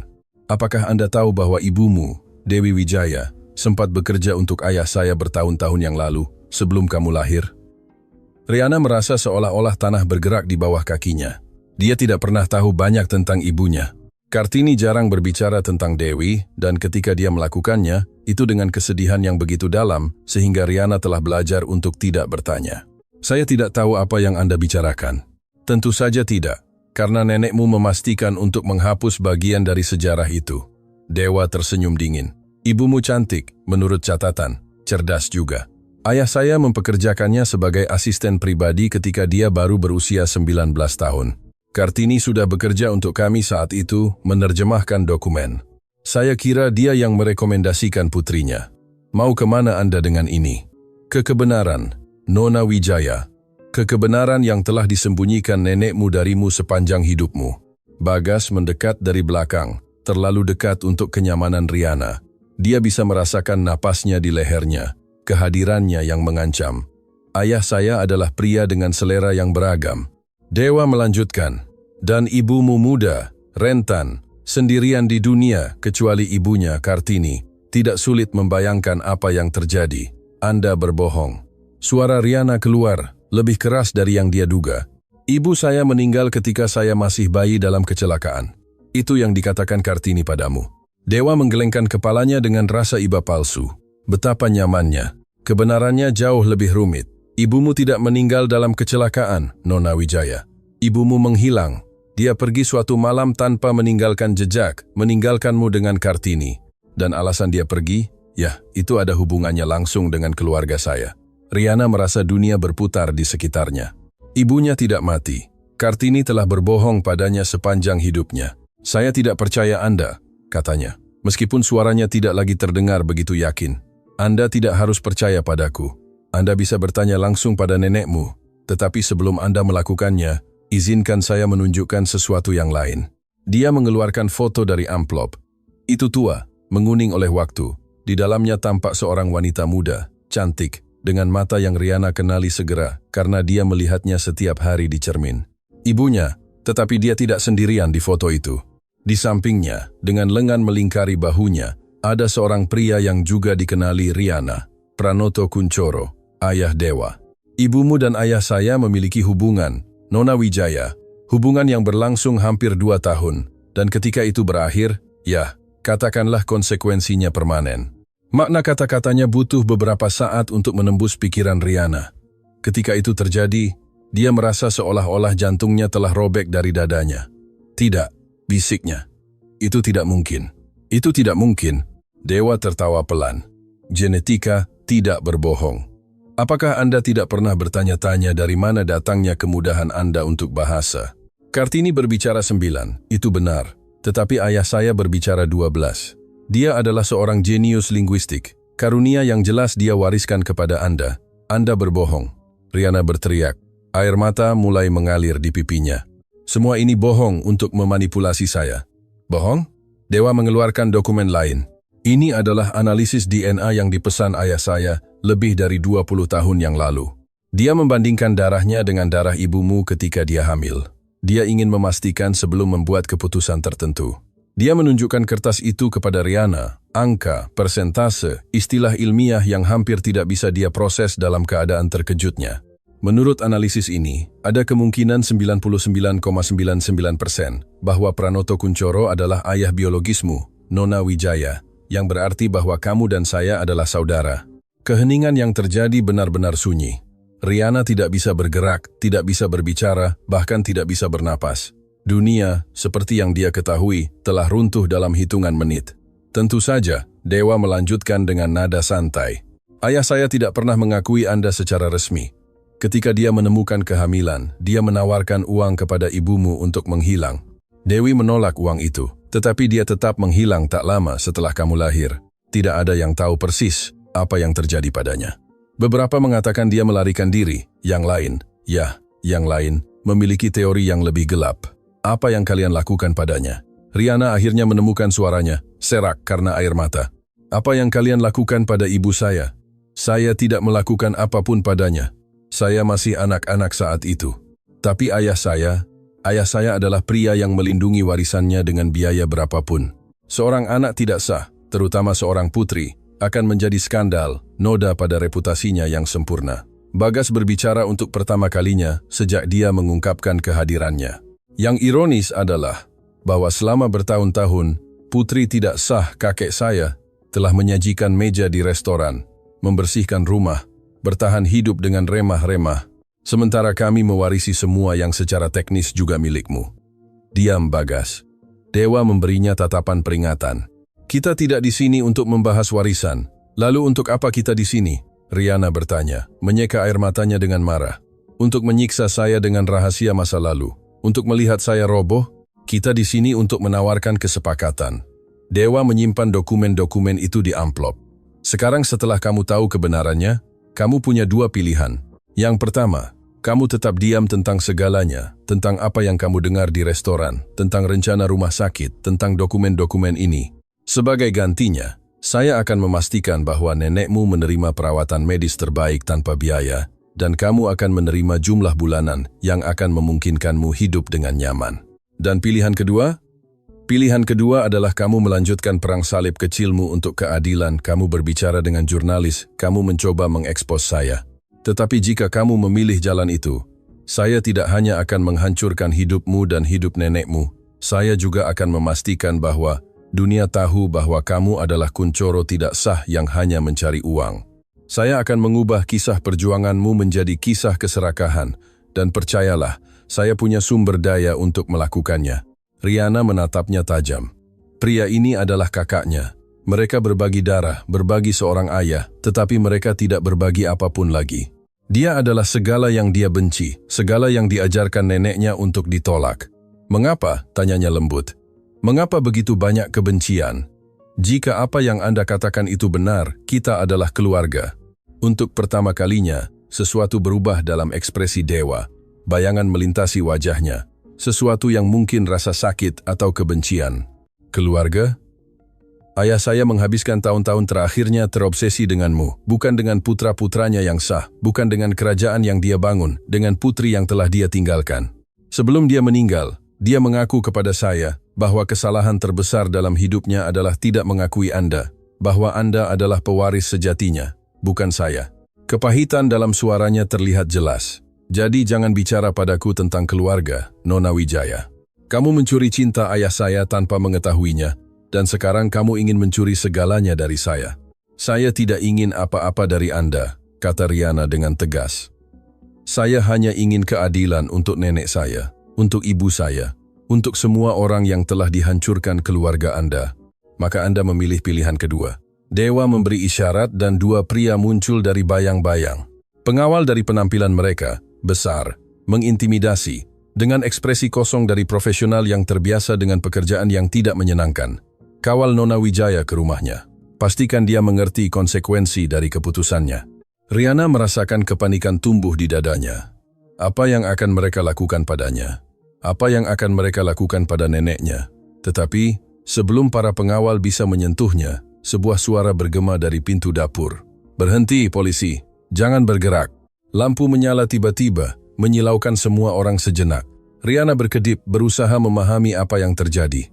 Beberapa petugas masuk melalui pintu yang berbeda, senjata di tangan, meneriakkan perintah, dan di belakang mereka, dengan ekspresi kemenangan tertahan, adalah Putri Anjani. "Apa-apaan ini?" Dewa meraung. "Ini, Bapak Kuncoro, adalah akhir dari pemerintahan Anda." Putri mendekat dengan mikrofon di tangannya. "Semua yang baru saja Anda katakan direkam. Setiap ancaman, setiap pengakuan, setiap detail tentang apa yang dilakukan keluarga Anda pada Dewi Wijaya, itu ilegal. Anda tidak bisa merekam tanpa persetujuan saya. Sebenarnya, kami bisa.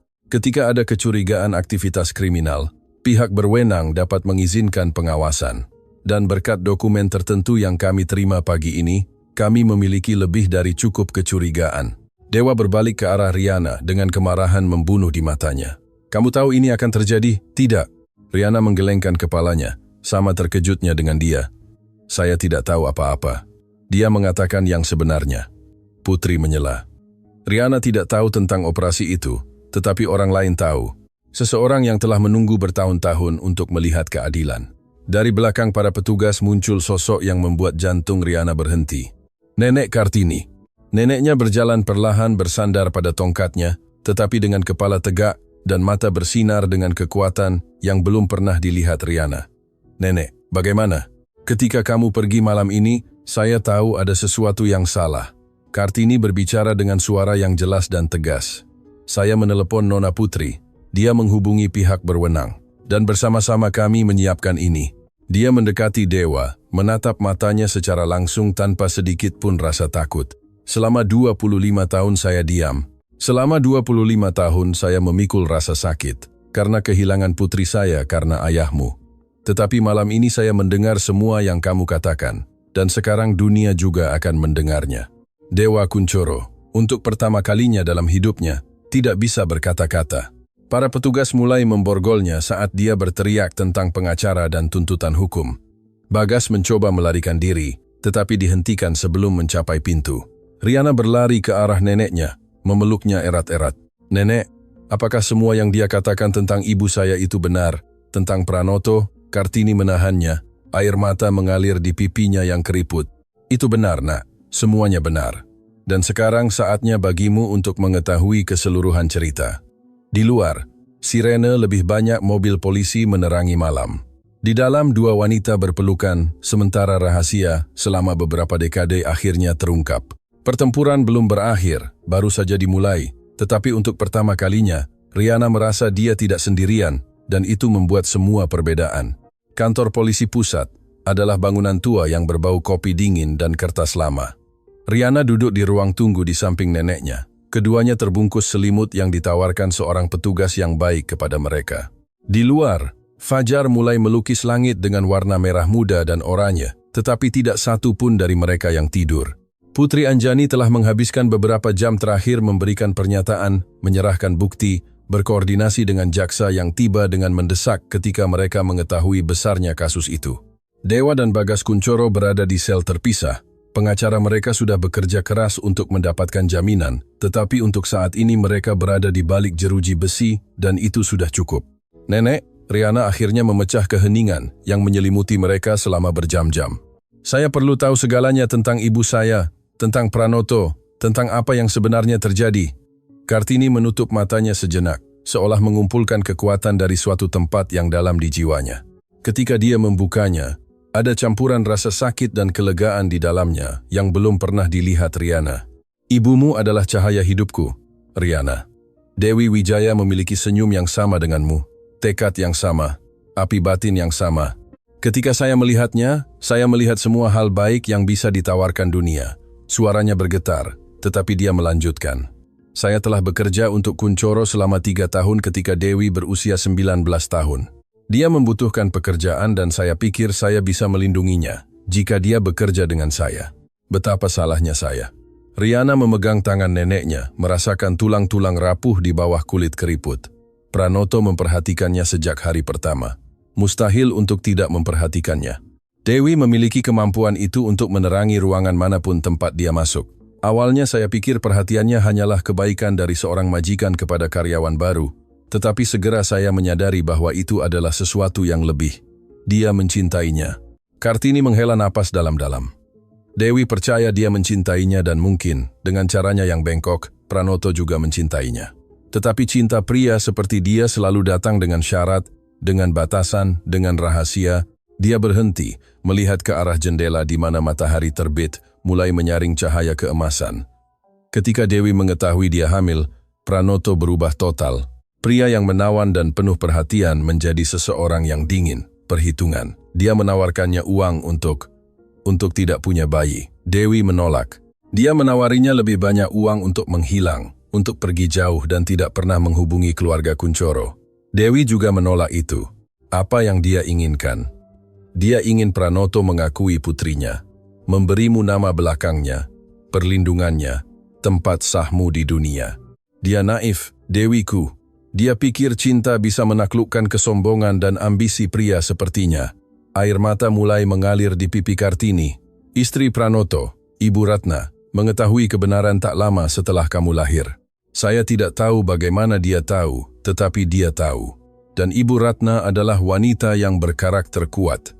Dia memberi ultimatum kepada Pranoto. Entah Dewi menghilang dari hidup mereka selamanya, atau dia akan menghancurkannya di depan umum, merusak reputasinya, bisnisnya, semua yang telah dia bangun. Dan apa yang dia lakukan, dia memilih kerajaannya daripada putrinya, daripada kamu. Dia memberitahu Dewi bahwa dia harus pergi, bahwa dia tidak akan pernah bisa menghubunginya lagi, bahwa dia tidak akan pernah bisa mengungkapkan siapa ayah bayinya. Dia menawarkannya sejumlah besar uang, cukup untuk memulai hidup baru di negara lain. Riana merasakan gumpalan di tenggorokannya. Tapi Anda bilang dia menolak uang itu. Dia menolaknya. Dewi punya harga diri, Riana. Terlalu banyak harga diri untuk kebaikannya sendiri. Dia bilang dia tidak ingin apa-apa dari pria yang mampu meninggalkan darahnya sendiri, bahwa dia lebih suka membesarkan putrinya dalam kemiskinan daripada menerima remah-remah dari seseorang tanpa kehormatan. Kartini berhenti sejenak. Napasnya menjadi lebih sulit. Seminggu setelah percakapan itu, Dewi menghilang. Jantung Riana berhenti. Menghilang? Apa maksud Anda menghilang? Persis. Suatu malam, setelah meninggalkanmu tertidur di tempat tidur bayimu, dia keluar dari apartemen mengatakan dia akan membeli susu. Dia tidak pernah kembali.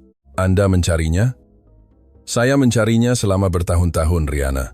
Saya pergi ke polisi, menyewa penyelidik swasta dengan sedikit uang yang saya miliki. Saya memasang poster di seluruh kota. Tidak ada yang menemukan apa-apa, seolah-olah bumi telah menelannya. Riana merasa udara tidak mencapai paru-parunya. Apakah Anda pikir Pranoto ada hubungannya dengan itu? Kartini butuh beberapa saat untuk menjawab. Untuk waktu yang lama, saya tidak ingin mempercayainya. Saya tidak ingin berpikir bahwa pria yang dicintai putri saya mampu melakukan hal seperti itu.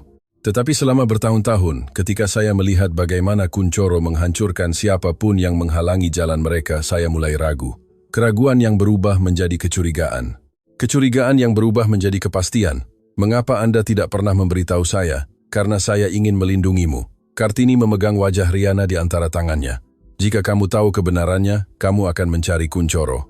Kamu akan menuntut jawaban dan mereka akan menghancurkanmu seperti mereka menghancurkan semua orang lain. Saya lebih suka kamu percaya bahwa ibumu meninggal dalam kecelakaan.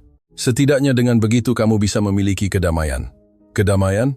Riana bangkit tiba-tiba. Frustrasi dan rasa sakit bercampur dalam suaranya.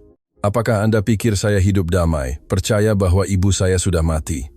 Apakah Anda pikir tidak sakit setiap hari libur tanpa dia?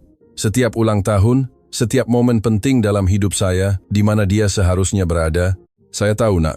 Saya tahu. Dan saya minta maaf.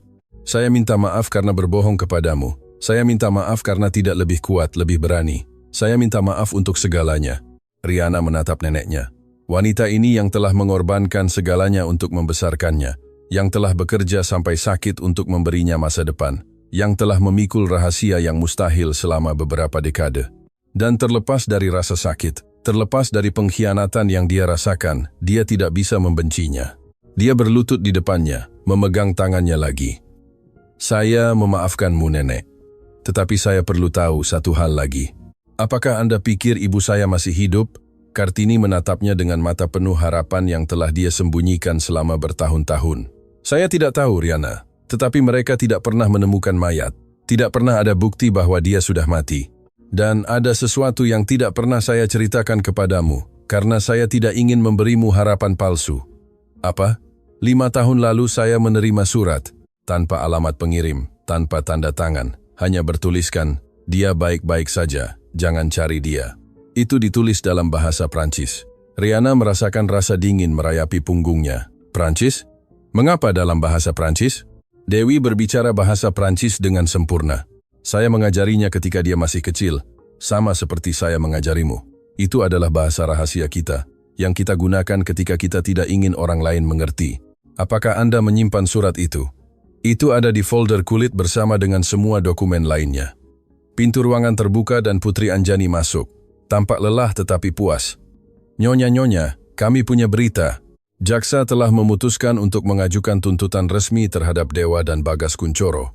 Pemerasan, ancaman, dan kami sedang menyelidiki kemungkinan koneksi dengan hilangnya Dewi Wijaya. Riana segera berdiri. Mereka bisa menyelidiki itu? Setelah bertahun-tahun? Tidak ada pembatasan untuk kejahatan tertentu, Nona Wijaya. Dan dengan pengakuan yang direkam tadi malam, kami punya cukup banyak untuk membuka kembali kasus ibumu. Kartini menghela napas tertahan. Sungguh, setelah sekian lama? Sungguh, Nyonya. Putri mendekat, meletakkan tangan lembut di bahu wanita tua itu.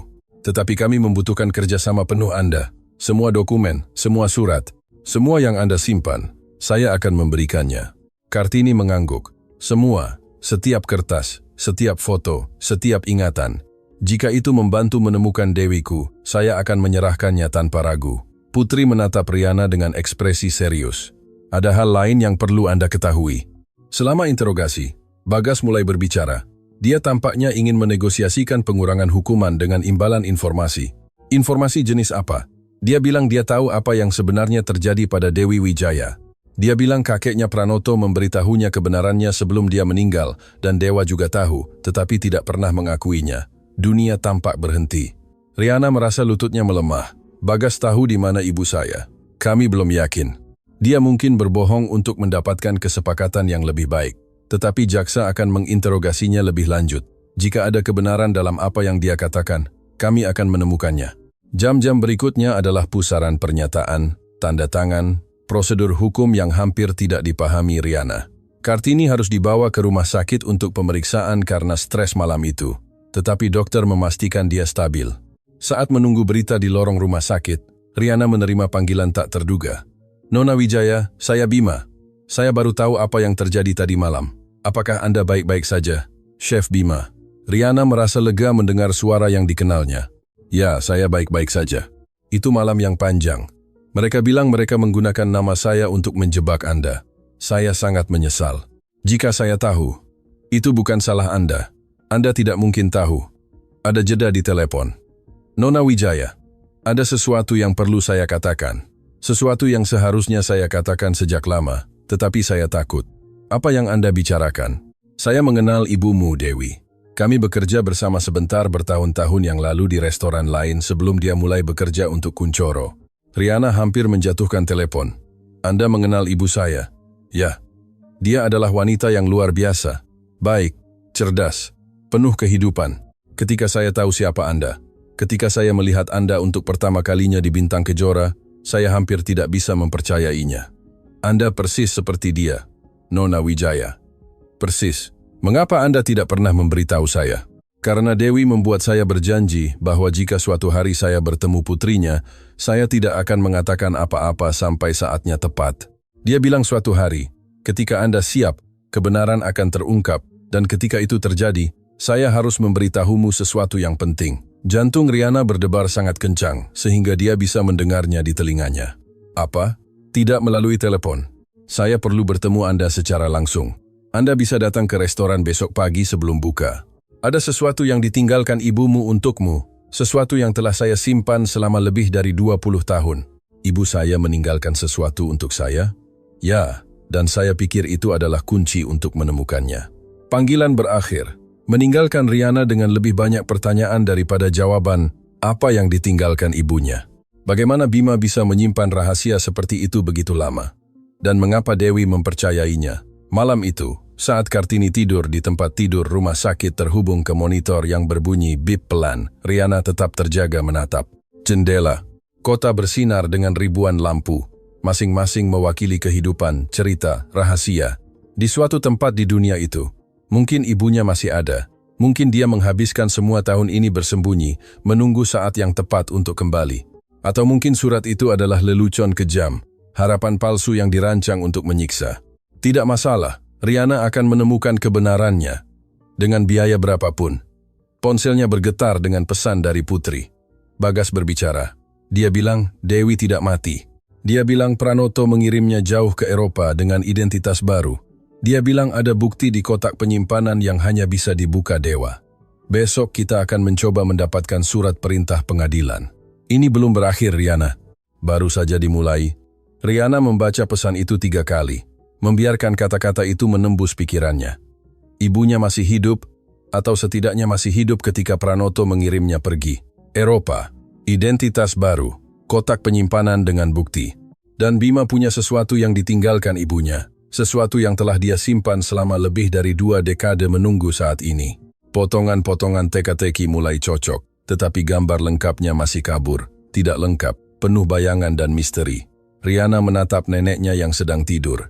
Wanita ini yang telah mengorbankan segalanya untuknya, yang telah memikul rahasia yang mustahil untuk melindunginya. Saya akan menemukannya, nenek. Bisiknya dalam kegelapan. Saya akan menemukan ibu, saya janji. Di luar, malam berlanjut, acuh tak acuh terhadap drama manusia yang terjadi di bawah selimut bintang-bintangnya. Tetapi di dalam Rihanna, ada sesuatu yang telah berubah secara permanen. Dia bukan lagi hanya seorang pelayan yang berjuang untuk bertahan hidup.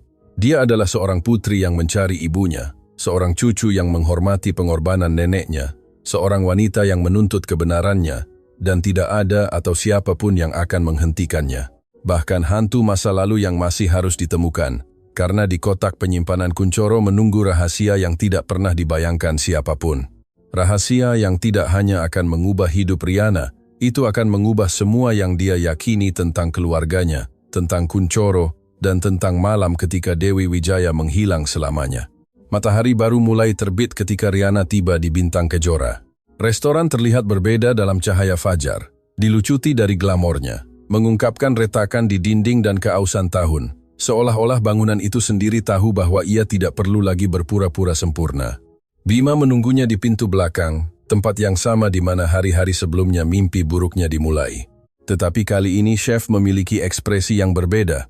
Itu bukan kekhawatiran atau ketakutan. Itu adalah sesuatu yang tidak bisa Rihanna identifikasi sepenuhnya. Nostalgia, antisipasi, rasa bersalah. Terima kasih sudah datang, Nona Wijaya. Suaranya lebih lembut dari biasanya. Saya tahu bahwa setelah semua yang terjadi di sini, tempat ini pasti membawa kenangan buruk bagi Anda. Kenangan tidak membuat saya takut, chef. Yang membuat saya takut adalah tidak mengetahui kebenaran. Bima mengangguk perlahan dan membimbingnya ke dalam. Mereka melewati dapur kosong sampai mereka mencapai ruangan kecil di bagian belakang yang tidak pernah diperhatikan Rihanna. Itu hanyalah lemari penyimpanan yang penuh dengan kotak berdebu dan peralatan tua. Saya bekerja di sini selama 32 tahun. Bima berbicara sambil memindahkan kotak. Jauh sebelum Kuncoro membeli tempat ini. Jauh sebelum Anda lahir. Dia berhenti di depan kotak logam berkarat, tersembunyi di balik karung tepung. Ketika saya bertemu ibumu, saya hanya seorang asisten dapur. Dewi terkadang datang bersama Kartini saat dia melakukan terjemahan untuk seorang pengusaha yang sering makan malam di sini. Ibumu luar biasa. Dia memiliki cahaya yang dimiliki beberapa orang. Kemampuan itu untuk membuat semua orang di sekitarnya merasa istimewa. Apakah kalian dekat? Kami berteman. Teman baik. Dewi tidak punya siapa-siapa selain Kartini. Dan saya juga sendirian di dunia. Kami saling mengerti. Bima membuka kotak logam itu dengan kunci kecil yang tergantung di lehernya. Di dalamnya ada paket yang dibungkus kain menguning karena waktu. Malam sebelum Dewi menghilang, dia datang menemui saya. Dia takut, tetapi juga bertekad. Dia bilang dia harus pergi, bahwa dia tidak bisa menjelaskan alasannya kepada saya, tetapi dia perlu meminta bantuan kepada saya. Tangan Bima gemetar saat dia membuka paket itu. Dia memberi saya ini, membuat saya bersumpah untuk menyimpannya sampai putrinya siap menerimanya. Dia bilang, ketika Riana kuat, ketika dunia tidak bisa lagi mengabaikannya, maka dia akan tahu bahwa saatnya telah tiba. Di dalam paket itu ada 3 benda, surat yang disegel dengan lilin merah, foto kecil, dan paspor. Riana mengambil foto itu lebih dulu. Di dalamnya tampak Dewi, jelas hamil, tersenyum ke kamera dengan satu tangan di atas perutnya. Di belakang foto, dengan tulisan tangan yang elegan tertulis, "Untuk Rianaku, hari saya tahu, kamu akan menjadi hadiah terbesar saya." Air mata mulai jatuh sebelum Riana bisa menghentikannya. Paspor. Bima menunjuk dokumen itu. Lihatlah, Riana membukanya dengan tangan gemetar. Itu adalah paspor Belanda. Dan nama yang muncul bukanlah Dewi Wijaya. Itu adalah Magie Logan. Ibumu memiliki identitas palsu, Bima menjelaskan. Dia mendapatkannya beberapa bulan sebelum menghilang. Saya pikir dia berencana untuk melarikan diri, memulai hidup baru jauh dari Kuncoro. Tapi kemudian, jika dia sudah menyiapkan semuanya, mengapa dia tidak membawa saya bersamanya? Itu, Nona Wijaya, saya pikir surat itu menjelaskannya. Riana melihat amplop yang disegel. Tangannya gemetar begitu banyak sehingga dia hampir tidak bisa memegangnya. Seluruh hidupnya, semua pertanyaan yang belum terjawab, semua kekosongan di hatinya. Mungkin jawabannya ada di sana di kertas menguning itu menunggu untuk dibaca. Dia merobek segel dengan hati-hati, seolah-olah amplop itu bisa hancur kapan saja. Di dalamnya ada beberapa lembar yang ditulis dengan tulisan tangan ibunya, tulisan tangan yang sama yang dia lihat di surat yang disimpan Kartini, tulisan tangan Dewi. Riana mulai membaca dengan suara keras, perlu mendengar kata-kata ibunya memenuhi keheningan. Rianaku tersayang, jika kamu membaca ini, itu berarti saatnya telah tiba, itu berarti kamu kuat, kamu berani, kamu adalah segalanya yang selalu saya tahu kamu akan menjadi. Ada begitu banyak hal yang ingin saya katakan secara langsung. Begitu banyak pelukan yang ingin saya berikan. Begitu banyak malam yang saya ingin berada di sana untuk menghiburmu ketika kamu menangis. Tetapi hidup memaksa saya untuk memilih, dan saya memilih keselamatanmu di atas kebahagiaan saya. Pranoto Kuncoro adalah ayahmu. Saya tidak tahu apakah kamu sudah tahu ketika kamu membaca ini, tetapi saya perlu kamu memahaminya dari sudut pandang saya. Saya mencintainya, Riana. Saya mencintainya dengan sepenuh hati naif saya, dan dia dengan caranya yang bengkok juga mencintai saya. Tetapi cinta pria sepertinya selalu memiliki batasan dan batasan itu adalah kekuasaan dan uang. Ketika saya hamil, Pranoto menawarkanku uang untuk menghilang. Saya menolak. Saya ingin dia mengakui kamu, memberimu tempatmu. Saya bodoh berpikir bahwa cintanya lebih kuat daripada ambisinya. Kemudian istrinya, Ibu Ratna, mengetahui segalanya, dan dia tidak seperti Pranoto. Dia berbahaya. Dia mengancam saya secara langsung. Dia bilang jika saya tidak menghilang, dia akan memastikan bahwa sesuatu yang buruk terjadi padamu, pada bayiku, pada Rianaku. Saya tidak bisa mengambil risiko. Saya tidak bisa membahayakanmu. Jadi saya membuat kesepakatan. Saya akan pergi, menghilang selamanya. Sebagai gantinya, Ibu Ratna berjanji bahwa mereka tidak akan pernah menyentuhmu, bahwa mereka akan membiarkanmu hidup damai dengan nenekmu. Pranoto menerima kesepakatan itu, tetapi dengan satu syarat. Saya tidak bisa membawamu bersamaku.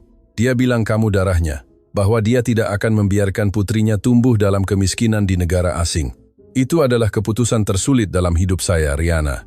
Meninggalkanmu seperti mencabut jantungku dari dada, tetapi saya melakukannya karena saya mencintaimu lebih dari hidup saya sendiri. Saya meninggalkanmu dengan Kartini karena saya tahu dia akan membesarkanmu dengan cinta, dengan nilai-nilai, dengan kekuatan yang tidak bisa saya berikan secara langsung. Saya pergi ke Belanda, mengambil identitas baru, membangun hidup baru, tetapi tidak pernah, tidak satu hari pun, saya berhenti memikirkanmu. Saya tidak pernah berhenti mencintaimu. Saya tidak pernah berhenti memimpikan saat saya bisa melihatmu lagi. Bertahun-tahun yang lalu, ketika saya tahu Pranoto telah meninggal, saya berpikir untuk kembali. Tetapi Dewa sudah mengendalikan segalanya, dan dia lebih buruk dari ayahnya, lebih kejam, lebih kejam. Saya takut dengan apa yang bisa dia lakukan padamu jika saya muncul. Jadi saya menunggu. Saya menunggu sampai kamu cukup kuat untuk menghadapi mereka. Saya menunggu sampai dunia melihat siapa kamu sebenarnya. Dan jika kamu membaca ini, itu berarti saatnya telah tiba. Rihanna, cintaku, hidupku, alasanku untuk ada. Saya telah hidup selama bertahun-tahun ini, menunggumu. Dan jika kamu ingin menemukan saya, jika kamu ingin mengenal saya, jika kamu bisa memaafkan saya karena meninggalkanmu, ada tempat di Amsterdam, kafe kecil di Jordaan bernama De Hoek van de Ziel. Saya pergi ke sana setiap hari Minggu pagi selama 20 tahun. Saya selalu memesan hal yang sama, kopi dengan susu dan stroopwafel. Saya selalu duduk di meja yang sama di samping jendela. Dan saya selalu melihat ke pintu menunggu hari ketika putri saya masuk melalui pintu itu. Saya mencintaimu, Rihanna. Saya mencintaimu sejak saya tahu kamu ada. Saya akan mencintaimu sampai napas terakhir hidup saya. Ibumu, Dewi. Rihanna selesai membaca dan keheningan yang terjadi benar-benar sunyi. Air mata mengalir di wajahnya tanpa terkontrol, jatuh di atas kertas. Bercampur dengan kata-kata yang telah menunggu lebih dari 2 dekade untuk dibaca. Bima menangis juga, tanpa rasa malu, tanpa berusaha menyembunyikannya. Dia hidup. Rihanna berbisik, ibu saya hidup. Dia selalu hidup, Nona Wijaya, menunggumu, mencintaimu, dari jauh. Rihanna memeluk surat itu di dadanya, merasa seolah-olah lengan ibunya memeluknya melintasi waktu dan jarak. Pada saat itu teleponnya berdering. Itu Putri. Rihanna, kami punya surat perintah pengadilan.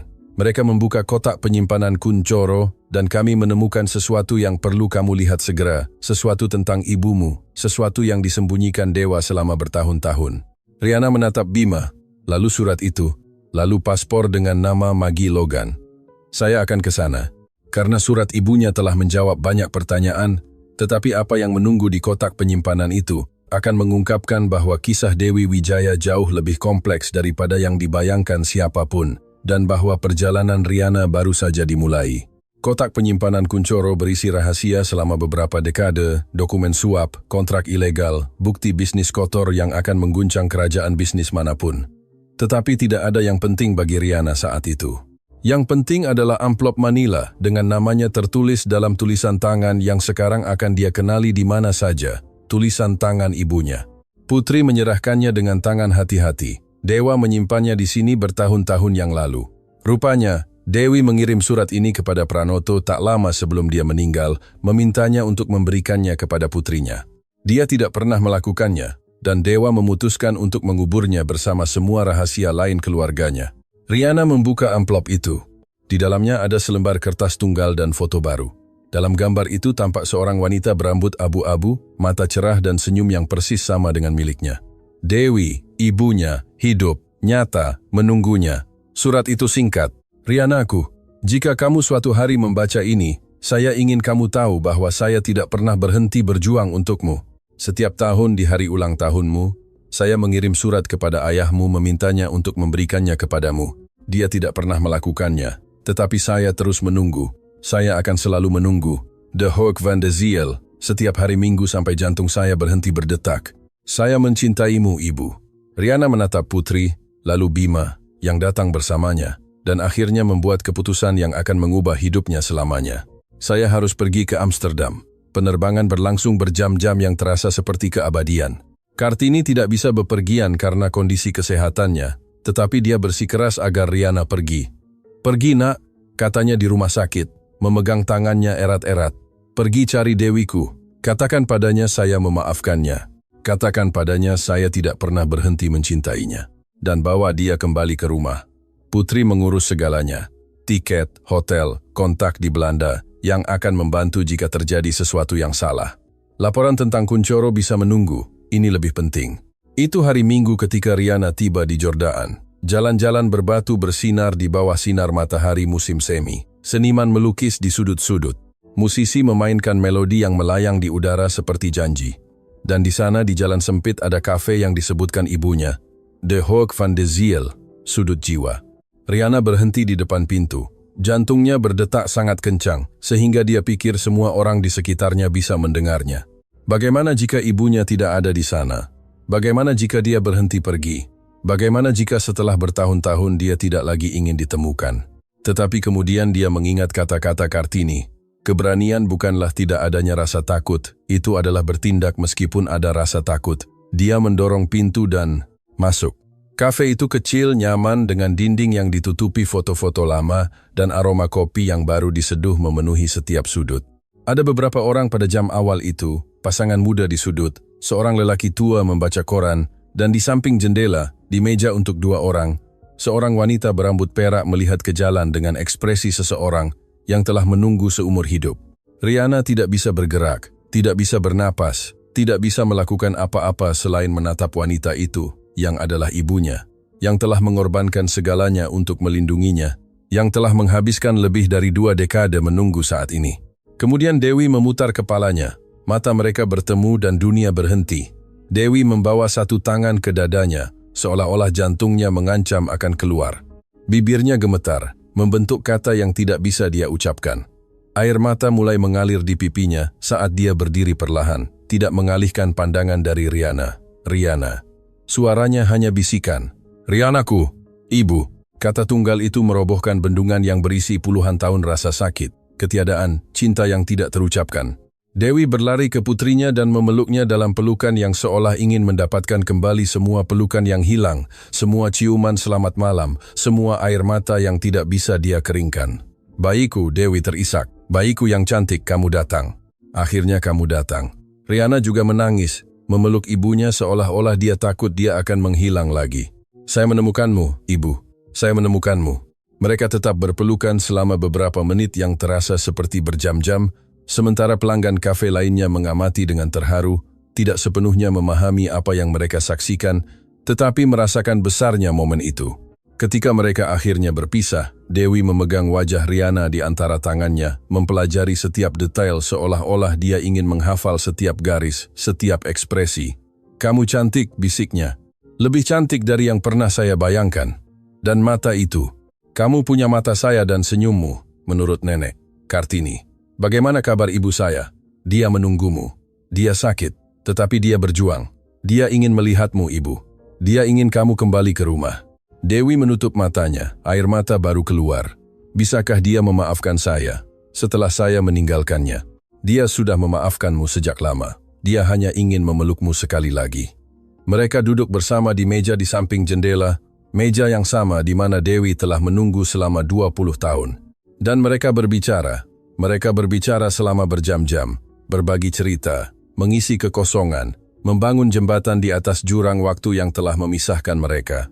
Dewi bercerita tentang hidupnya di Amsterdam, bagaimana dia bekerja sebagai penerjemah menggunakan bahasa yang diajarkan Kartini, bagaimana dia membangun hidup kecil tetapi bermartabat, bagaimana setiap hari Minggu dia datang ke kafe ini dengan harapan melihat putrinya masuk melalui pintu itu. Rihanna bercerita tentang hidupnya, tentang Kartini membesarkannya dengan cinta yang tak tergoyahkan, tentang belajar 7 bahasa mendengarkan neneknya, tentang bekerja sebagai pelayan, dipermalukan, dan akhirnya menemukan suaranya. "Kamu menjawab dalam bahasa Belanda." Dewi tertawa di antara air mata ketika Rihanna menceritakan kisah itu. "Tentu saja kamu melakukannya. Kamu putriku dan cucu Kartini, 2 wanita terkuat yang saya kenal." Ketika matahari mulai terbenam di atas Amsterdam, melukis langit dengan warna keemasan dan merah muda, Dewi memegang tangan Rihanna. "Dan sekarang apa? Sekarang kamu pulang bersamaku. Nenek membutuhkanmu. Saya membutuhkanmu. Tidak ada lagi yang perlu disembunyikan, ibu. Kuncoro sudah berakhir. Dewa dan Bagas akan menghadapi keadilan untuk semua yang mereka lakukan dan kamu pantas mendapatkan hidupmu kembali." Dewi melihat keluar jendela ke jalan-jalan kota yang telah menjadi tempat perlindungannya begitu lama. "Saya menghabiskan lebih dari 20 tahun melarikan diri. Rihanna, bersembunyi, hidup setengah-setengah, karena separuh hati saya ada bersamamu. Benarkah saya bisa kembali? Benarkah saya bisa memulai dari awal?" "Tidak memulai dari awal, ibu. Melanjutkan. Melanjutkan dari tempat kita dipisahkan secara tidak adil, melanjutkan menjadi keluarga." Beberapa minggu kemudian, di bandara kota, Kartini menunggu di kursi roda dikelilingi oleh putri, Bima, dan tim medis yang bersikeras menemaninya. Ketika pintu kedatangan internasional terbuka dan Rihanna muncul memegang lengan seorang wanita berambut perak, teriakan yang keluar dari Kartini murni hewani, suara seorang ibu yang menemukan putrinya yang hilang. Dewi berlari ke arahnya, berlutut di depan kursi roda, memegang tangan ibunya. "Ibu, maafkan saya. Maafkan saya karena meninggalkanmu. Maafkan saya untuk segalanya." Kartini memeluknya dengan sedikit kekuatan yang tersisa, tetapi dengan semua cinta yang telah dia simpan selama beberapa dekade. "Tidak ada yang perlu dimaafkan, Nak. Kamu di sini, kamu hidup. Itu saja yang penting." Riana mengamati adegan itu dengan air mata mengalir di pipinya. 3 generasi wanita Wijaya akhirnya bersatu kembali. 3 wanita yang selamat dari kehilangan yang mustahil, ketidakadilan yang mengerikan, dan perpisahan yang kejam, tetapi yang tidak pernah berhenti mencintai. Putri menerbitkan laporannya beberapa minggu kemudian. Kisah Kunchoro dan kejatuhan mereka menjadi berita nasional selama berbulan-bulan. Dewa dan Bagas dihukum atas berbagai tuduhan. Kehilangan tidak hanya kebebasan mereka, tetapi seluruh kerajaan yang telah mereka bangun di atas kebohongan dan kekejaman. Rumah sakit Bunda Mulia diselamatkan berkat koalisi investor etis yang dibantu Putri kumpulkan. Kartini dapat melanjutkan perawatannya tanpa khawatir, sekarang dikelilingi oleh putri dan cucunya. Riana menerima tawaran pekerjaan dari agen penerjemahan internasional, universitas bergengsi, dan organisasi kemanusiaan yang ingin memanfaatkan karunia-Nya dengan bahasa, tetapi dia memilih sesuatu yang berbeda. Dia mendirikan sekolah bahasa gratis untuk kaum muda tanpa sumber daya, mengajar dengan cara yang sama seperti Kartini mengajarinya, dengan kesabaran, dengan cinta, dengan kepastian bahwa pengetahuan adalah senjata paling ampuh melawan ketidakadilan. Dia menamainya Sekolah Dewi Kartini Wijaya. Suatu sore musim semi, Riana duduk di taman rumah barunya, mengamati ibu dan neneknya berbicara di bawah naungan pohon. Kartini tertawa mendengar sesuatu yang dikatakan Dewi, suara yang Riana pikir tidak akan pernah dia dengar. Dewi memperhatikan tatapannya dan tersenyum padanya, mengulurkan tangan ke arahnya. "Kemarilah Nak, duduklah bersama kami." Riana bergabung dengan mereka, duduk di rumput di antara 2 wanita yang paling dia cintai di dunia. "Apakah kalian tahu apa yang saya pelajari dari semua ini?" katanya lembut. "Apa, sayang?" Kartini bertanya. "Bahwa bahasa yang paling penting bukanlah bahasa Belanda atau Prancis, atau salah satu dari 7 yang saya gunakan. Bahasa yang paling penting adalah cinta, dan itu saya pelajari darimu." Dewi dan Kartini bertukar pandang. Mata mereka bersinar dengan air mata kebahagiaan. "Dan kamu menggunakannya dengan sempurna, Nak." Dewi mencium dahinya. "Kamu menggunakannya dengan sempurna." Matahari terbenam di atas kota, melukis langit dengan warna keemasan dan merah muda yang sama yang Riana lihat di Amsterdam pada hari dia menemukan ibunya. Tetapi sekarang warna-warna itu memiliki arti yang berbeda. Itu bukan lagi akhir dari sehari, itu adalah awal dari kehidupan baru. Kehidupan di mana 3 wanita yang dunia coba pisahkan akhirnya bersama. Kehidupan di mana kebenaran telah menang atas kebohongan. Kehidupan di mana cinta telah menaklukkan kekuasaan. Dan hidup itu, Riana tahu dengan kepastian mutlak, adalah akhir terbaik yang pernah dia bayangkan. Karena itu sebenarnya bukan akhir, itu adalah awal dari semua yang seharusnya terjadi.